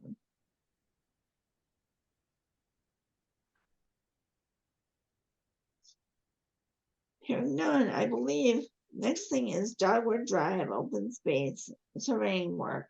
How about Mary and Mike and Marcella? Great. Well, this was just a follow-up on last week RFQ, which just I put a few modifications in it. We still need to clarify a few things with the writers. I did add potentially, and this, we're going to get these things probably individually costed out. We don't know, how much the different prices is, but one idea was to also get the rear of 7 Dogwood, just the rear property corners where it intersects the conservation land, get those surveyed and potentially put bounds in there, as well as some of the other surveying work we were talking about.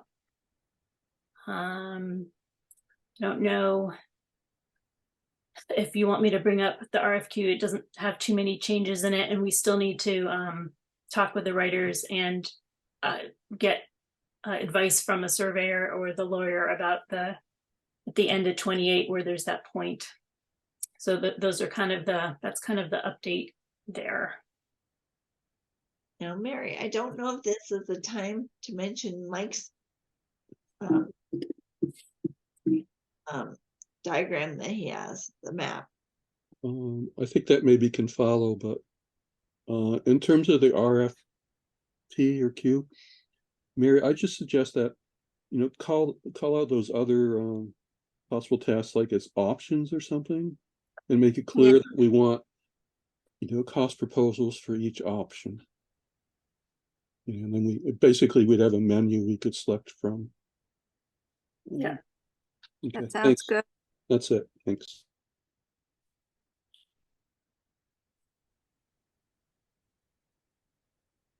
Now, the next thing we had was open space west trail off Dogwood.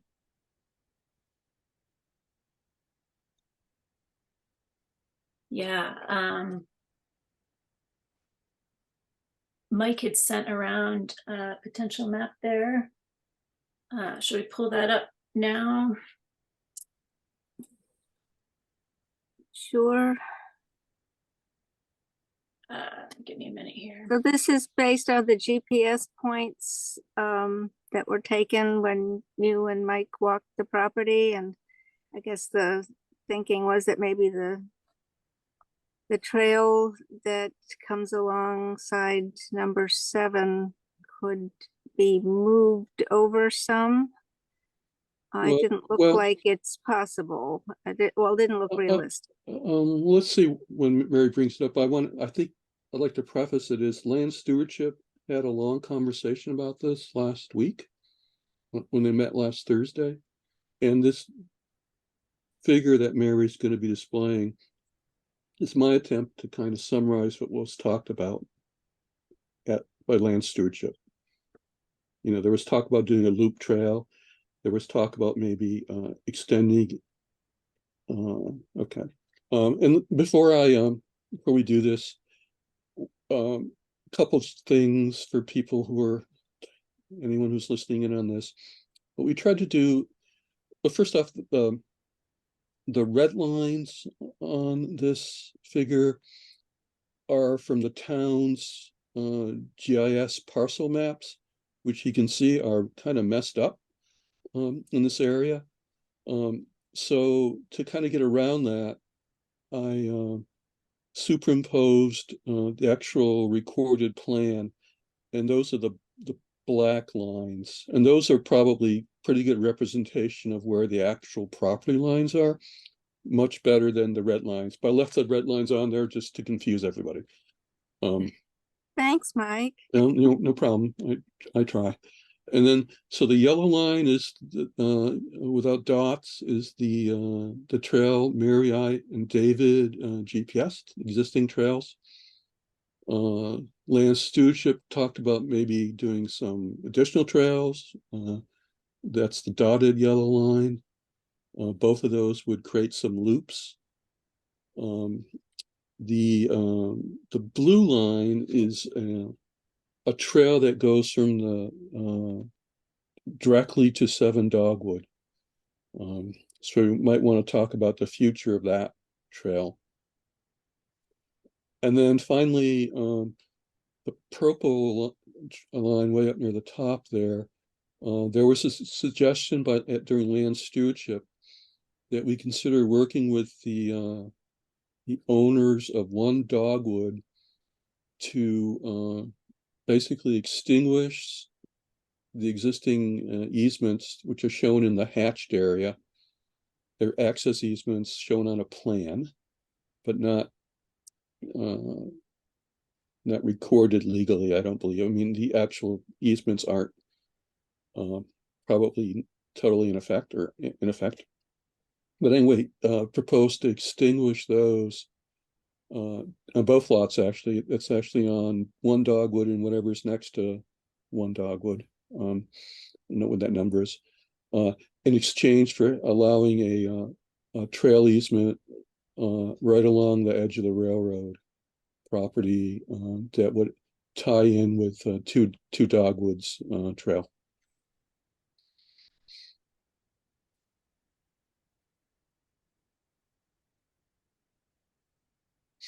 And Marcella, Mary, you were both at that meeting. Did I? Yeah, you That's more or less correct, or is there anything I forgot or misrepresenting? No, I think you got all the things we discussed. Any discussion from conservation or land stewardship about this diagram? Well, I do know that the yellow line that goes from Dogwood Drive to the first little intersection, one of the reasons for GPSing that was to see if it could be moved a little further from 7 Dogwood Drive, and that didn't seem feasible. So that, you know, we'll have to come up with some other strategies for giving 7 Dogwood Drive, you know, some way to you know, to avoid having the public encroach on their property. But the trail itself doesn't encroach, and we, you know, I believe, you know, I would suggest leaving it in place. One of the other things we discussed, that blue dotted line that goes to 7 Dogwood Drive, is all of that blue is on town land. And we did discuss the possibility of closing that trail down altogether so that there wouldn't be any question of the public moving along that trail and winding up in 7 Dogwood Drive's backyard. So that was one of the things we discussed. Then, you know, the dotted lines are up for discussion too. That's, neither of those have been confirmed, but we'd have to walk the property and see how those play out. Any other discussion from Land Stewardship or the Conservation Commission about this diagram or the trails? I would like to open it up to the public. We need to know the people speaking's name and where they live. So let's see if we can open that up, and we'll keep this diagram up if we can do that. So can we hear from the public about this?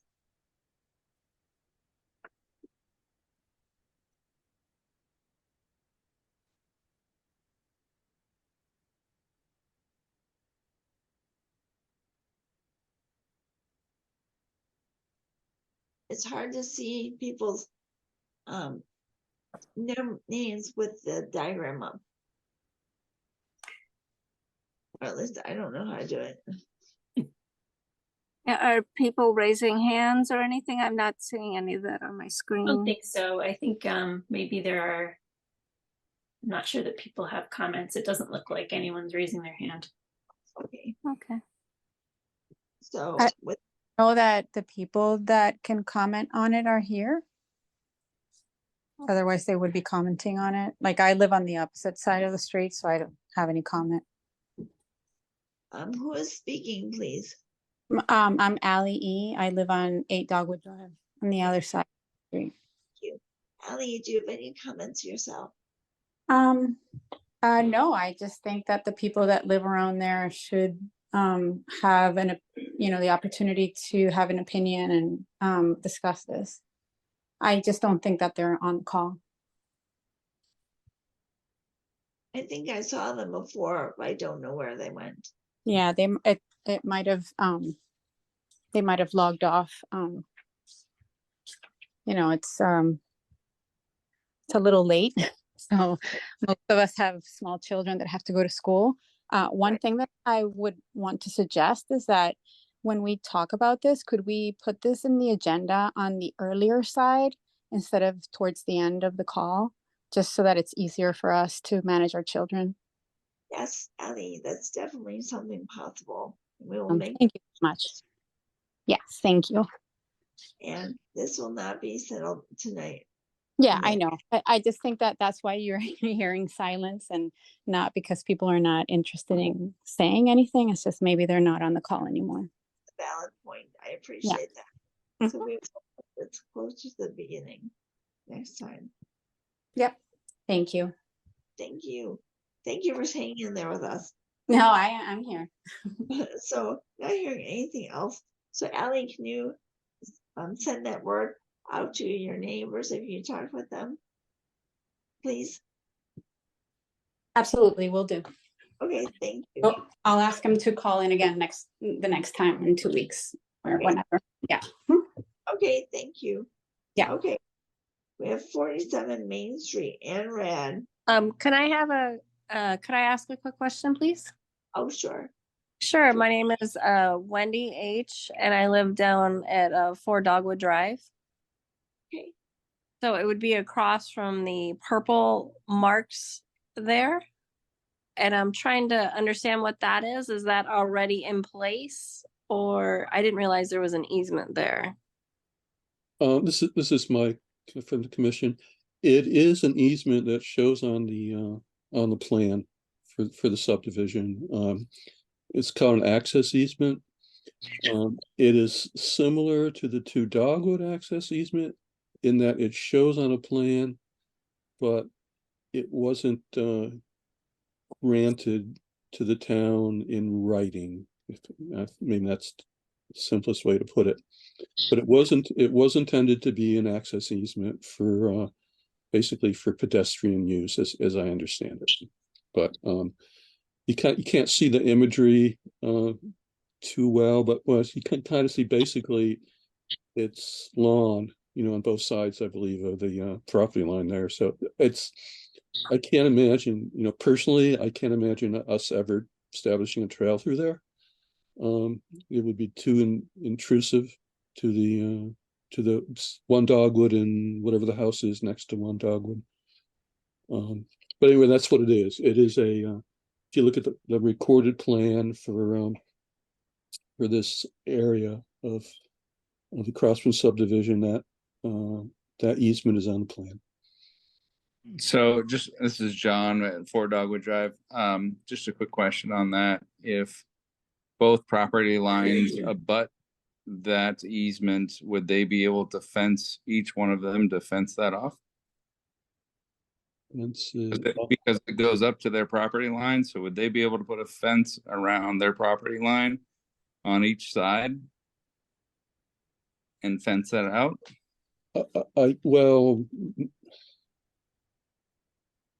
not on 4 sides, if that's what you're wondering. It would be, well, it's where the purple is, right? So there's one black line that divides the 2 property lines. So if they were to put a fence right along that black line and around their property, that would in essence negate your easement, right? Well, again, maybe I didn't do a good job explaining it. The easement shows up on the recorded plan.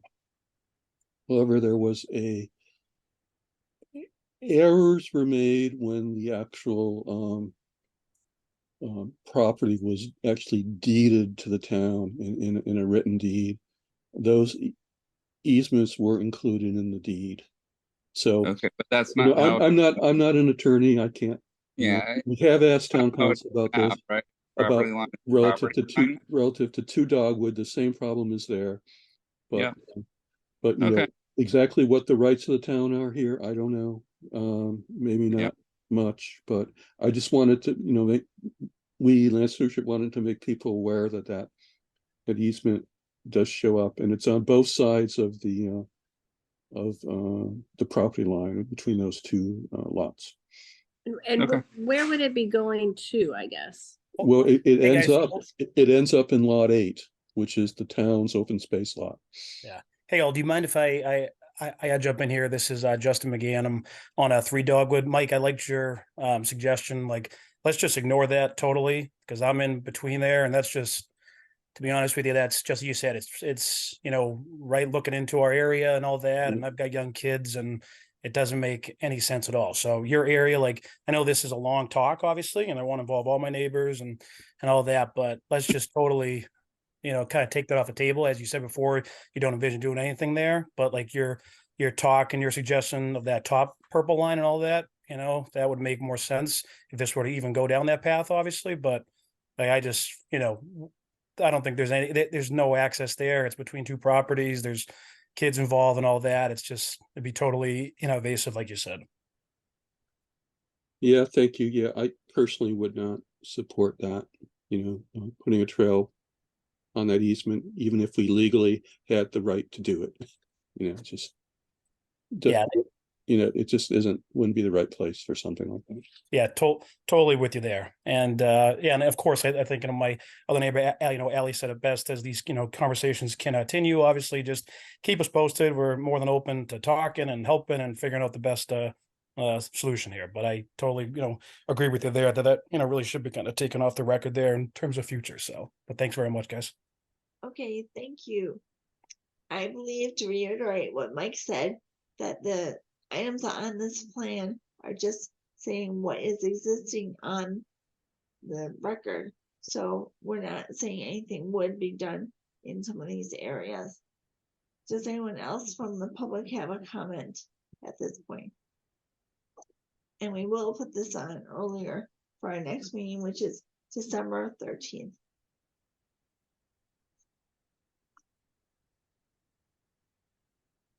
Hearing none, what we can do is talk about 47 Main Street.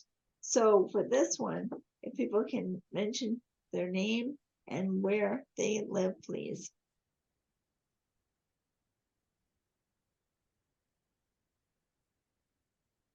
And possibly, Mary, could you please update us where we are with 47 Main Street right now before people chime in? Thank you. Great. Yeah. Chris asked me to put this on the agenda because of I think, confusion about a butter notification and what's required. And and I was not at this meeting, but at one of the hearings for the 47 Main Street, it came up that abutters didn't feel like they had been properly notified for this ANRAD.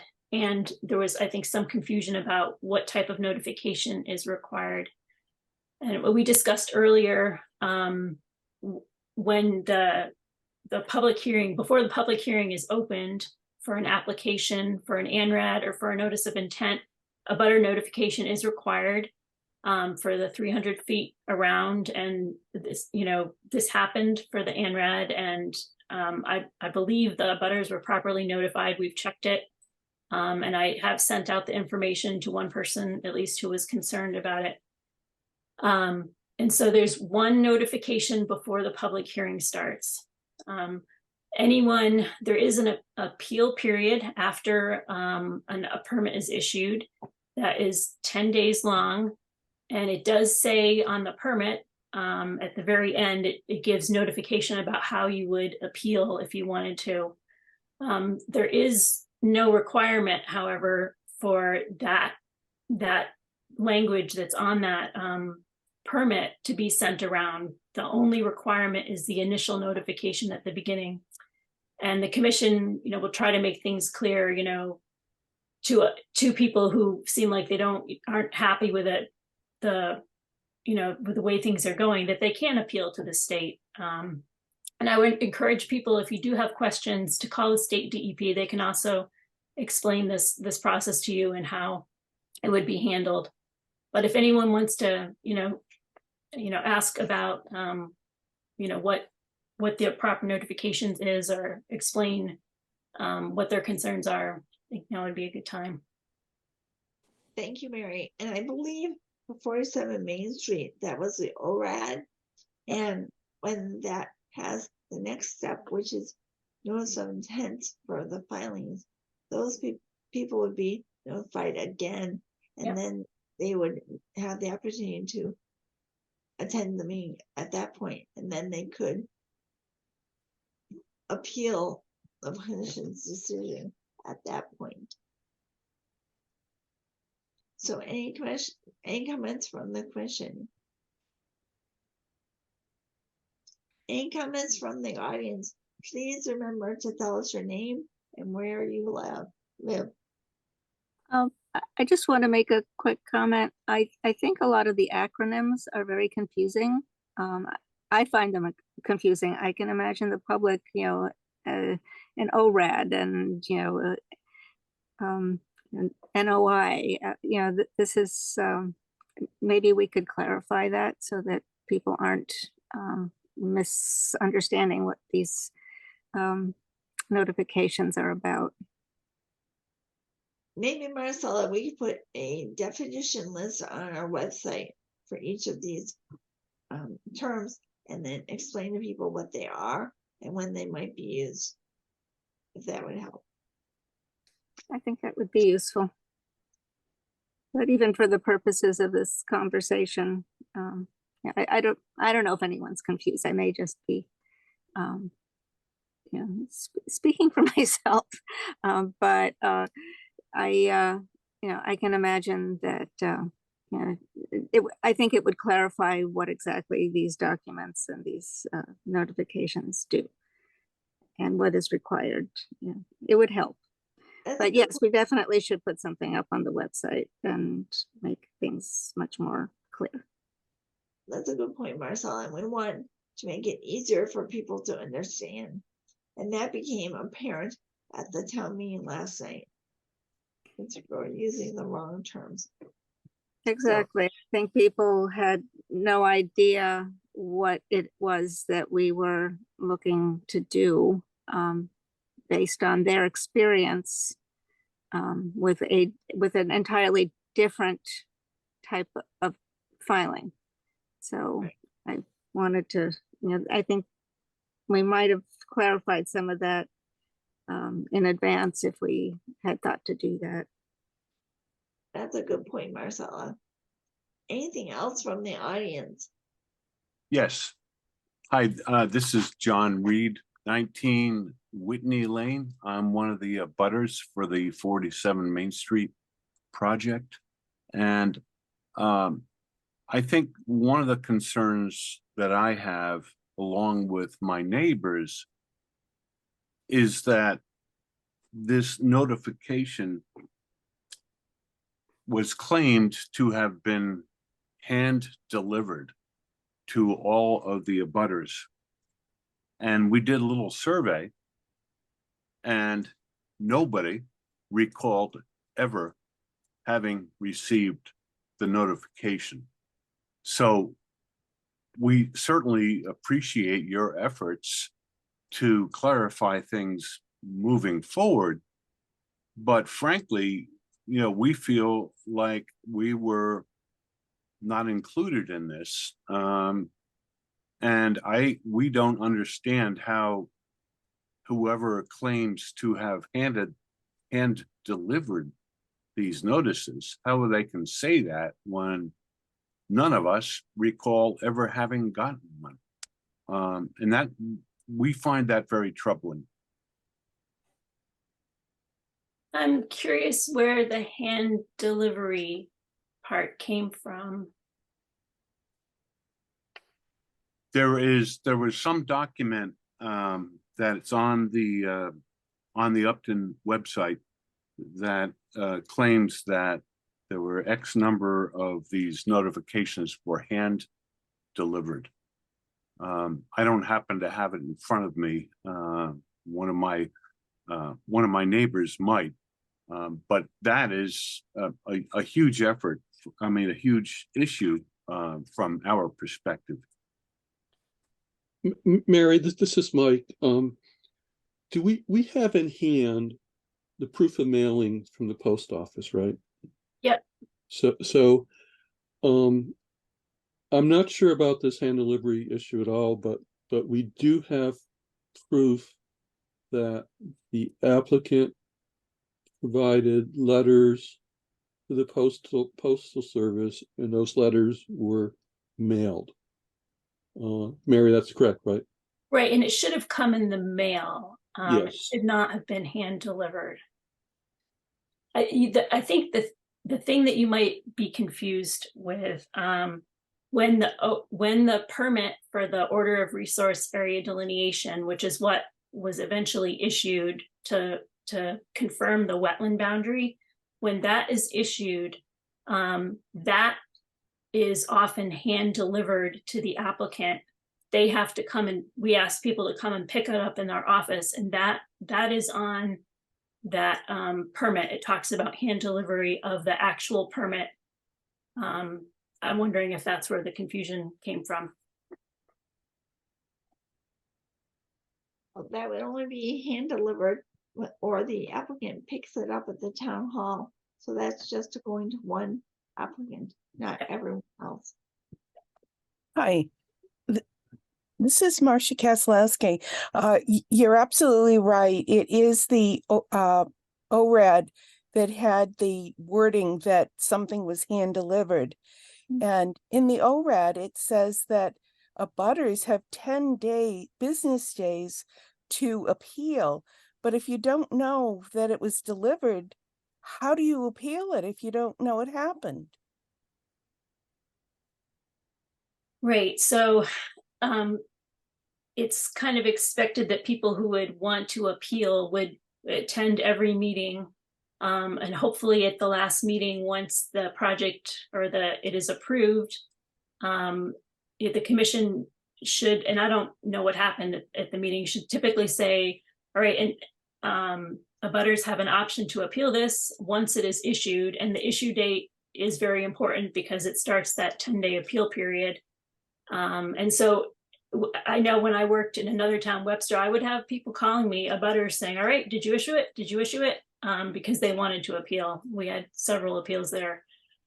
So yeah, it's kind of expected that people, you know, who are following the process will attend every meeting, and when it's finally issued, just be aware that that's the appealing. But it's true, the commission, you know, we should put more information on the website and make it more clear that that these things can be appealed to the state.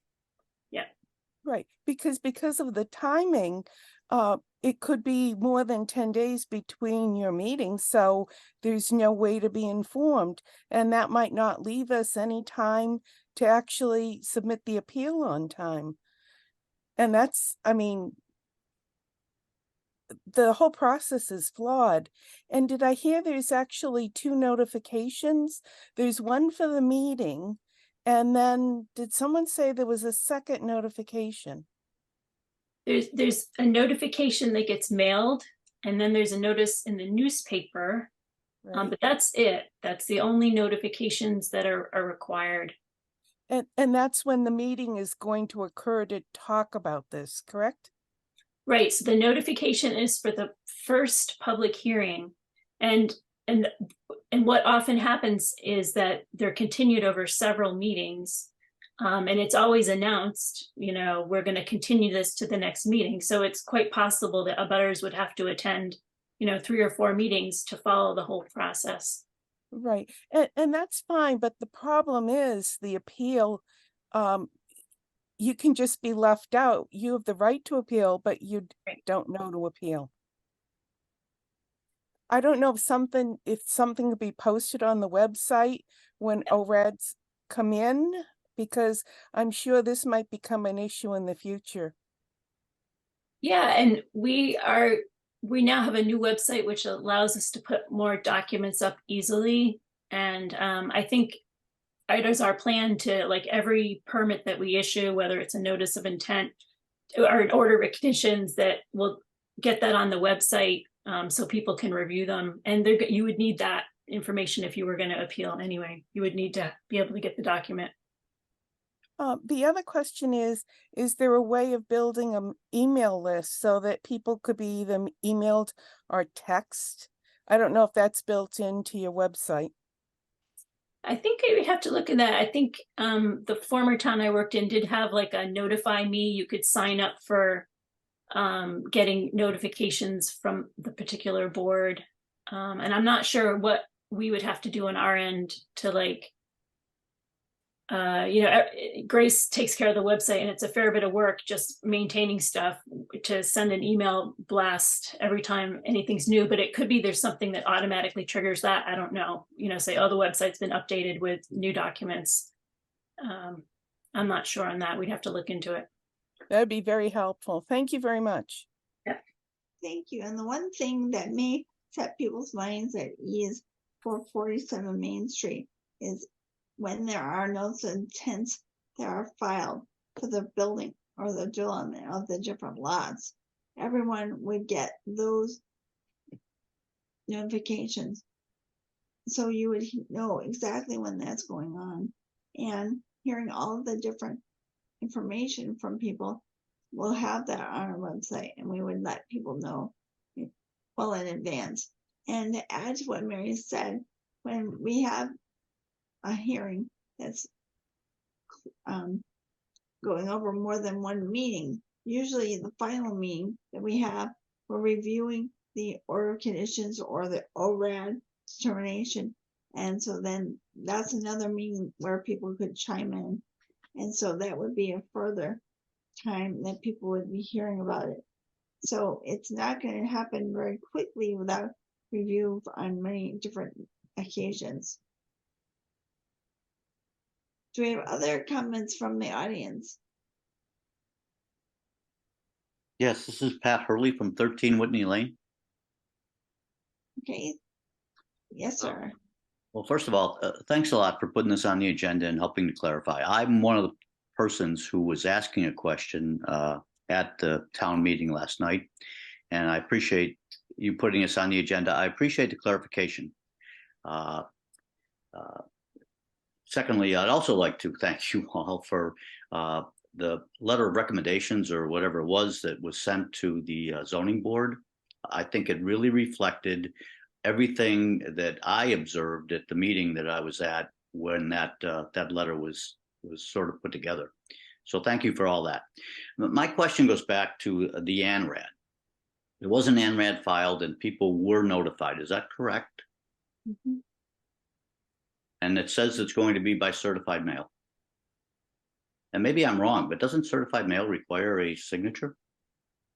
Yeah, so legally, there's two ways you can do it. You can do it with the green card, certified return receipt, or you can do what's called, and the names is confusing because it's slightly different. You can do a certificate of mailing, which is what the applicant chose to do in this case. It's much cheaper, as Chris mentioned earlier. Yes. And where it basically, I think it's a tracking, and it tracks that it was delivered, but there's no signature required. Okay.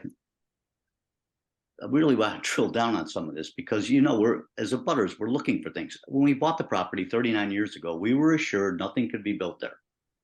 So I never paid attention to a lot of things because it was a wetlands and nothing could be built there.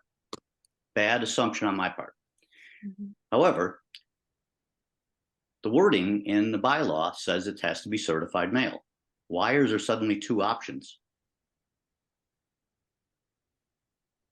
Yeah, we follow this. Or do I need to get a lawyer for this? That's probably. We follow the state for this. And if you want me, I know I emailed all the mailing slips to one person. If you want me to email them to you too, so you can check to make sure that it'll have your tracking number. And I believe you could still go back to the post office and say, can you show me what day it was delivered or whatever? I have no doubt. I'm beginning completely to understand that it was delivered. Right. My bone of contention is certified mail, at least by the little website stuff I did, should require a signature. And you're telling me that there's some other way around this that the applicant used, and if that's legit, okay. Yeah, it's in the state law. I don't remember exactly what our local bylaw says, but the state law permits the certified return receipt or certificate of mailing. But that's not the word in our bylaws. Yeah, I'll have to, maybe we should have, we just did one bylaw change. I'll have to check our bylaw to see if that's Look, what it says. I don't mean to be a pain on this, but it was exactly that bylaw change that drew my attention to, wow, maybe I was supposed to sign something. Mm-hmm. And we did go through this with a letter of intent, and I suppose it's a reach, but if our bylaws said that it was certified mail and certified mail requires a signature, I just would like to use that as a point of leverage that the process was flawed. Yeah, and I guess if we go down that, maybe let's walk down that road. Okay, so an error was made. You weren't properly notified. What would the process be? So I think the process. That's exactly what I asked at the town meeting. What's the process? So if that was discovered that an error was made, you could, notify the state DEP. They may ask us to reopen the hearing. Once we properly notified, or once we had the applicant properly notify everyone, we would reopen the hearing. We would revisit, some of the discussion. My guess would be that we would probably issue the same, make the same conclusions unless there was new information about that. And then you would have the opportunity in that 10-day appeal period to appeal it. And the state would, decide whether or not, they would review the appeal. An appeal can take up to 6 months. They would either uphold what we issued, or they would say that it was flawed and, issue their own thing. My sense in working with the state is that in this situation, they would probably uphold our decision, but I can't say that for sure. So. This is Mike. Oh, sorry. Just one more point. The ORAD was probably done in the summer of the hottest summer on record. And it was done in the summer. Just pointing out that what I would really like, because I have if we could get reconciliation between what was the original delineation and what Goddard said was the delineation, I would drop all my arguments.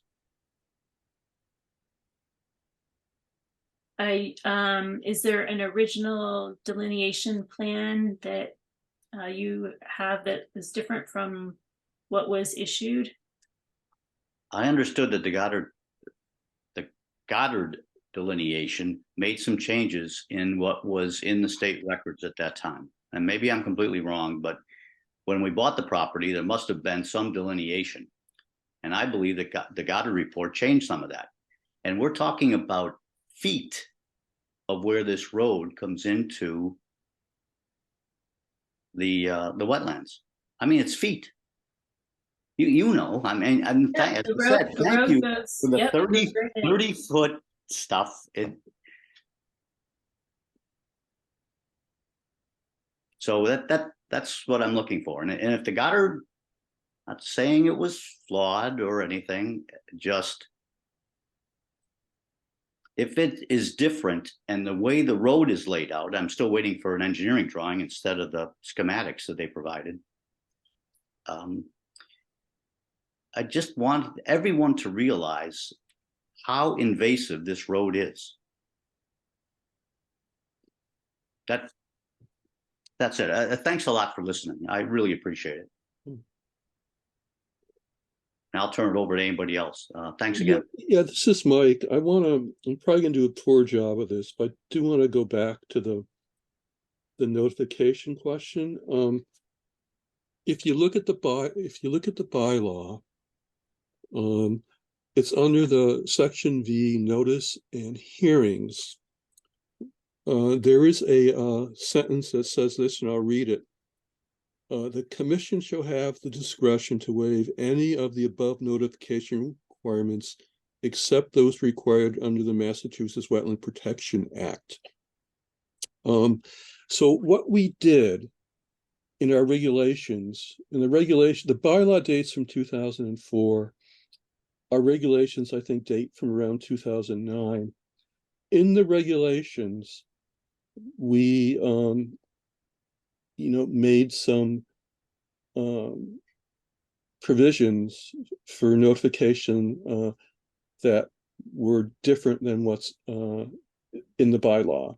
So because we believed we were complying with that sentence I just read, and one of the reasons we went to town meeting recently to amend the bylaw is because this is somewhat confusing and somewhat ambiguous, and we just tried to fix that at town meeting. But we believe, maybe we're wrong, but we believe that we had the authority to, based on this one sentence in the bylaw, is to requires, for example, proof of mailing rather than green cards. And we've been kind of operating like this for years based on the 2009 bylaw regulations. And those regulations were updated, I think, last year, but I don't think any changes were made in this area. Anyway, I hope that makes sense. It's kind of complicated, but if what I would suggest you do, since you do have the bylaw in hand, just read it again, read section 5 and look for that sentence. Thank you. This is Chris Scott. I'm referring to the meeting last night because Margaret Carroll from the planning board, who used to be the chairperson of the commission, the Conservation Commission, pointed out something very important, that wetlands, the soil does not change whether it's a wet year or a dry year. So, and that's one way people delineate wetlands, by the soil being hydric soil, which is a type of soil that does not change at all. And as far as the vegetation, that's the other way. And the vegetation doesn't typically change either, whether it's a wet or dry season, because it may be more prolific in a wet year, but less in a dry year, but it's still used to identify something as a wetland.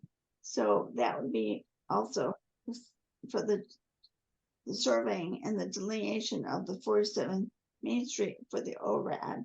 So I just want to point that out, that was also indicated last night at the special town meeting for anyone who was there. I hope that helps people a little bit. So anything else from the commission? And anything else from the audience? Yes, can I have a moment, please? This is Mary Ellen Kennedy. I was at the meeting last night and I also had a conversation with Margaret Carroll a while ago. And I think the townspeople, well, I apologize, the abutters, at least in our neighborhood, would feel more comfortable if we could have our own wetland study done because we don't agree with the guarded report. I can tell you I have skunk cabbage. Margaret goes, oh, you look for things like skunk cabbage. I have skunk cabbage in my backyard. So, you know, if you're looking for plant life, I think you would find it if that's how you're going to determine it. And I think the other one was ferns, and I have ferns in my backyard. So I think I would like, and we've asked this, and I talked to Margaret about it, and she said, well, you'd have to get the owner's permission to do your own wetland study. But our neighborhood is willing to pay for a wetland study because we don't agree with their wetland study at all. And we live on this property. The other thing is I went back to the minutes of that meeting from May 11th, and it's very confusing because we were all under the assumption, and it's not in the minutes, and I looked for a recording, and John Norton couldn't find one. I'm sorry, Paul Norton couldn't find one. But we were all under the impression at that meeting on May 11th that this was for a 6 individual home development. And I don't know how we would have gotten that impression if it were not said by someone at some point in the meeting, but it's not in the minutes and none of us can prove it. But multiple people in our neighborhood heard the same thing. But it did say the ANRAD hadn't been conducted yet. And it did say in the meeting that people would be notified if things happened and if a plan came forward. Now, I guess if you consider it, the notification we received for the ZBA meeting a couple of weeks ago is that notification for when plans came about, then yes, that's correct. But a lot has happened between last year and this year, and we weren't notified of anything in between. And the ANRAD study hadn't been done on May 11th, according to the minutes from that meeting. So I guess there's a lot of confusion on the process and when you're notified and how you're notified, and then who pays for the studies that are done as well, if that all makes sense. I have a couple of comments, hopefully clarify some things. That so far with conservation, we've only had an ORAD, which is looking at the delineation of the wetlands done. No NRAD has been done on this property. And I can agree with you because I have skunk cabbage that pops up in my yard, which is not in a wetland. And it could be the one plant that's popping up. And for a wetland to be delineated, there has to be a certain percentage of the area has wetlands plants. And some ferns, which I have in my yard as well, are wetland ferns and others are not. So I cannot comment on anyone else's property, but I know that for something delineated, it has to have a certain percentage of wetland species in the wetland area. So Mary, you might be able to speak more eloquently than I am. Yeah, just the whole ANRAD ORAD thing is very confusing. So when they submit the form that they submit to us when they're looking for an ORAD is called an ANRAD. So an ANRAD was submitted and it stands for, I believe, abbreviated notice of resource delineation. So that's the paperwork that they gave to the board back, when they wanted to submit this. And then it was discussed, Mary Ellen, I'm not sure at how many meetings, but it was discussed at more than that one meeting. I think it went on maybe 3 meetings. It continued a few times. And then once the, the wetland line is looked at, and this was looked at by Dave Picard, and it was approved, and I believe they had some back and forth. Then the permit that we give out is called an ORAD, an Order of Resource Delineation, and so that's what was given out. And yeah, and as to whether there's wetland behind your house, that your house wouldn't be part of the, it would not have been included in the mapping now, right? What do you mean by that? Well, I'm just saying that because I believe you're across the street from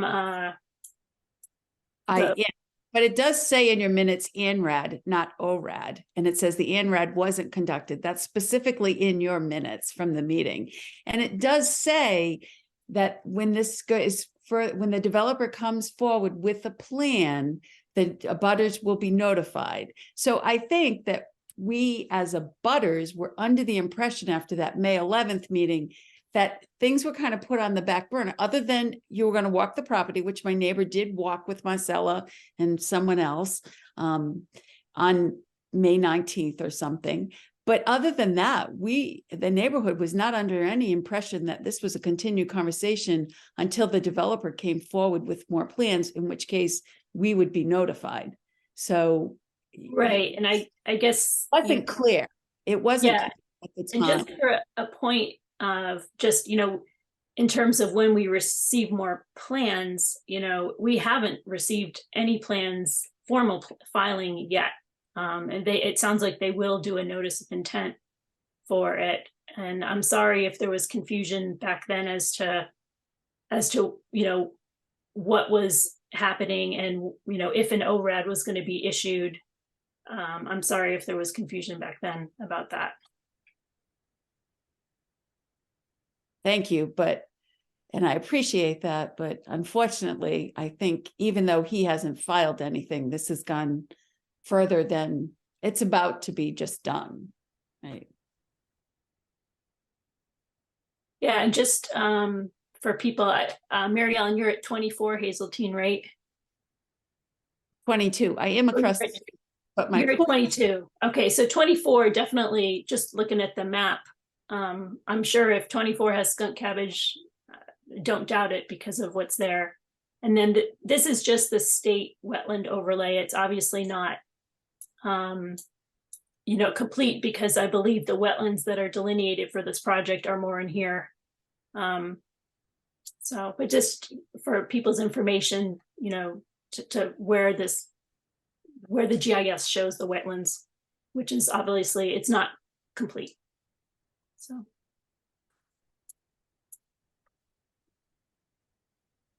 I guess I go back, there's no way that we as a neighborhood could have a wetland study conducted, right? We couldn't. I think you can. You just have to approach the landowner, right? The landowner. For the town, we can't do one, right? We can't. Well, and you can call. It might be worth calling the state DEP and saying, we understand there's an ORAD that's been issued. It's good for 3 years or whatever. It means they have 2 years left on it. Is there a way that you can call them and see what they say? I think the ORAD is good. It lasts for that 2 years because it's been issued.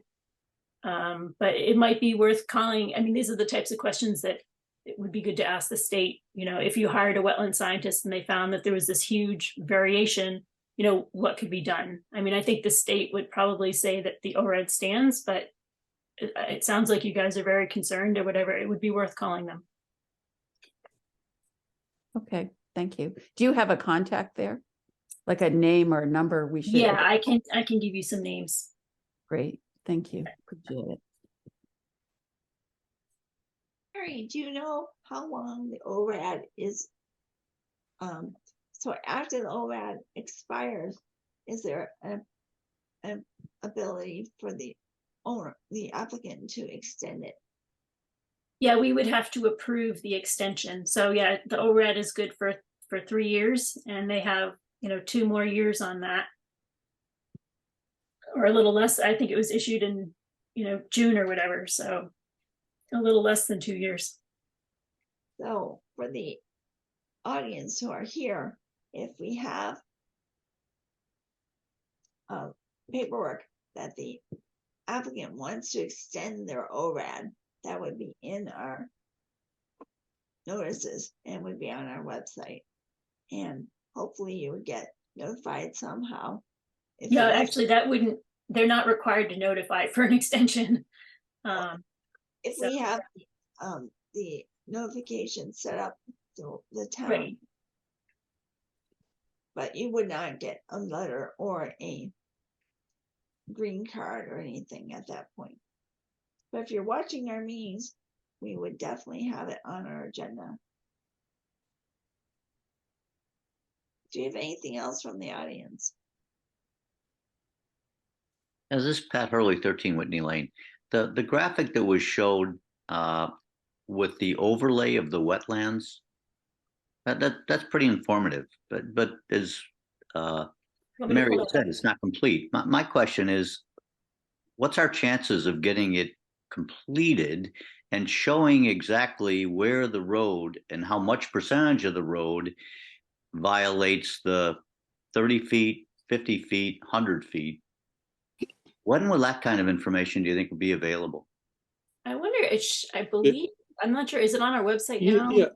This is Mike. I just looked at it today, kind of prepping for this hearing. It's on the ZBA's website.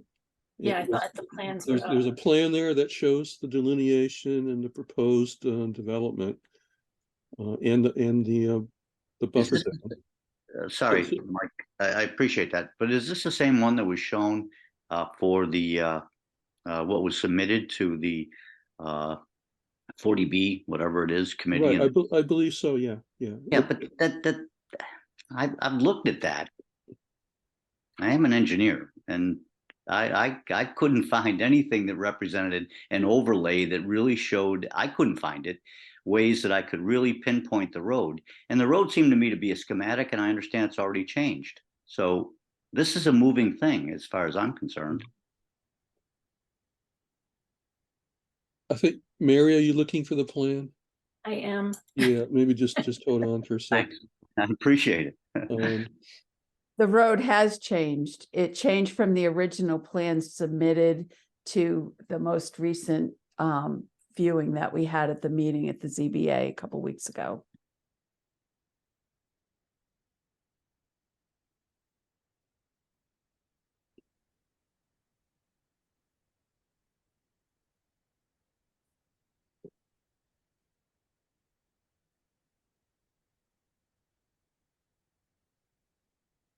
There's 15 items here, so I'm trying to figure out which one it is. I can help you. I can help you, Mary. I have which one the is it, same Mike? problem. It's one of the first couple. It's maybe the second. one or of the third. J's ones. Yeah, try that. Try one of those. It's one of the right near the top. Well, look, I don't.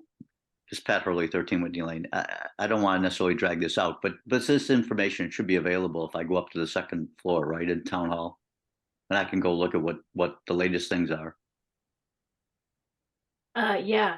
Okay, so I'm not going to trouble you with doing it at this meeting. It's just as long as I know the one's available. And thanks, Mike, for pointing that out. I'll go up and see what it is, and that'll be on me. I really appreciate your help on this. Thanks a lot. And while we're waiting, I have to apologize. I learned some things myself from Mary's explanation of ANRAD and ORAD. So I'm sorry that I was misstating.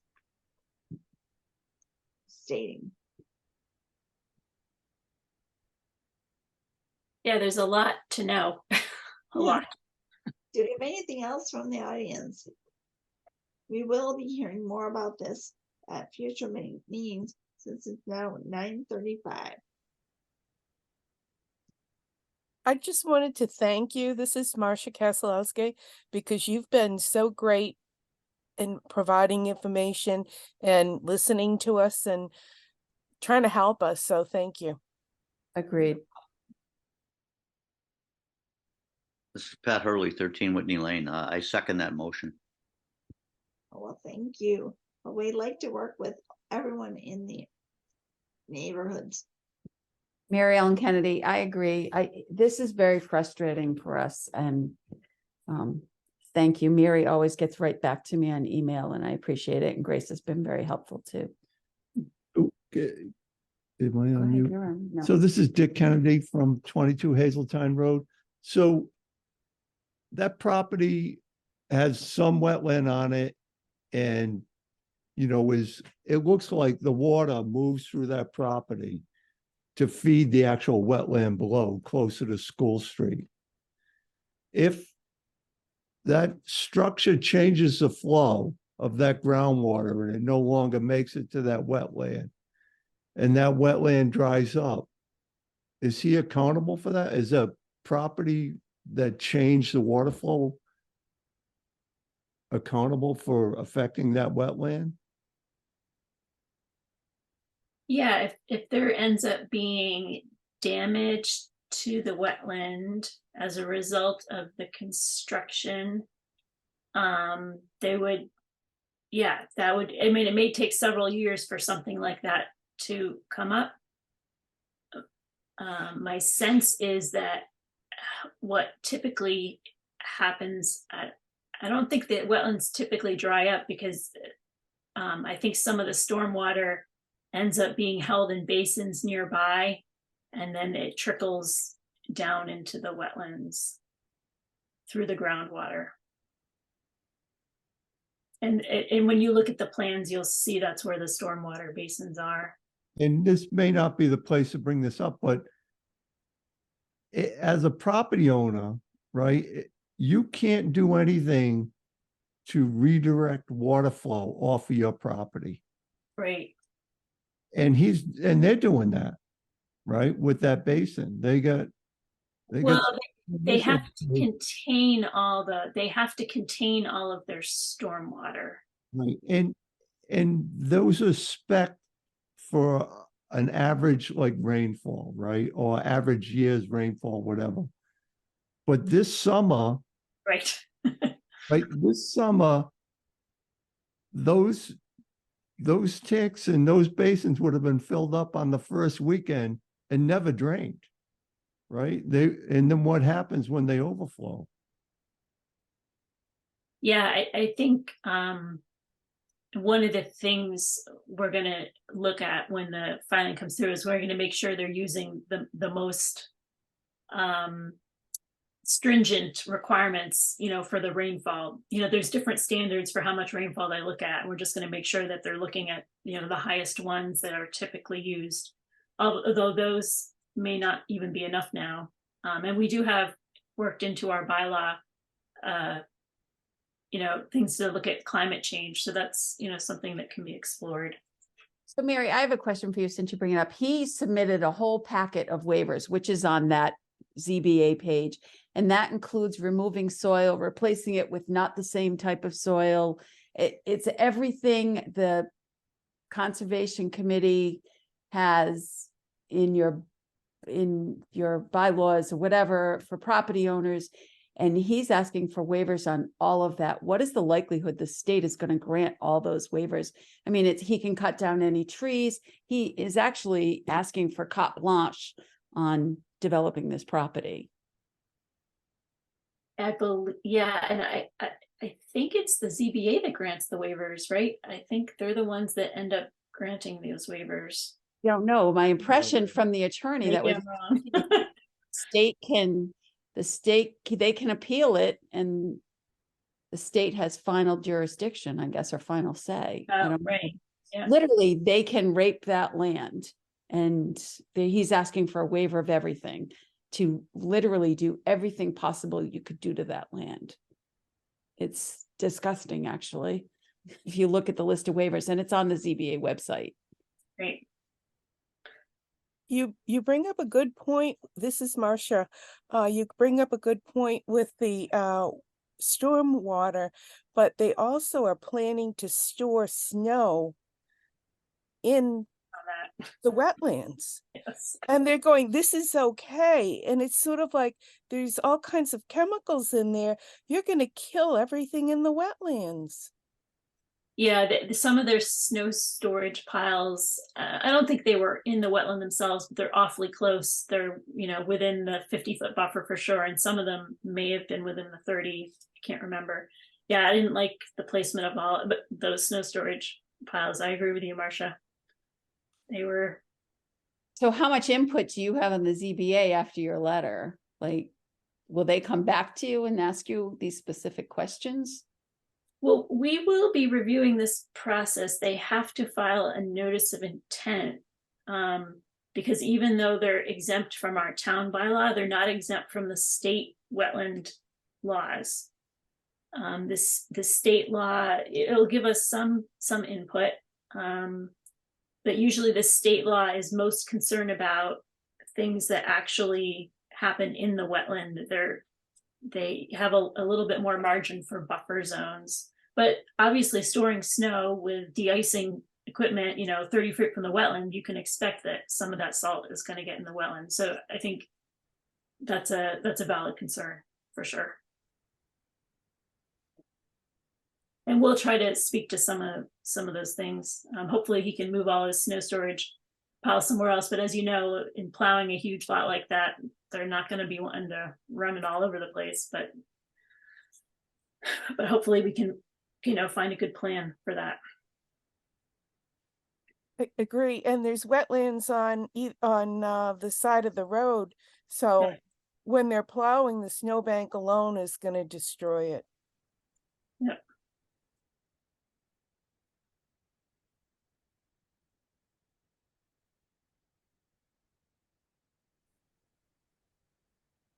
Any other comments from the audience? These are all valid things that we would need to be concerned about when we review the plans for the notice of intent. Thank you again. Oh, you're welcome. Okay, hearing no other comments from the audience. Do you have any other comments from the commission? And thank you, Mary and Grace, for all the work you're doing for us. We appreciate it a lot. So, with that said, do we have a motion to adjourn at 9:43? So moved. Second. Okay, let's do a voice vote all together. Chris, aye. Tom, I. Alan, aye. Sandy, aye. David, I. Marcella, aye. Mike, aye. And good night, folks. Good night, everyone.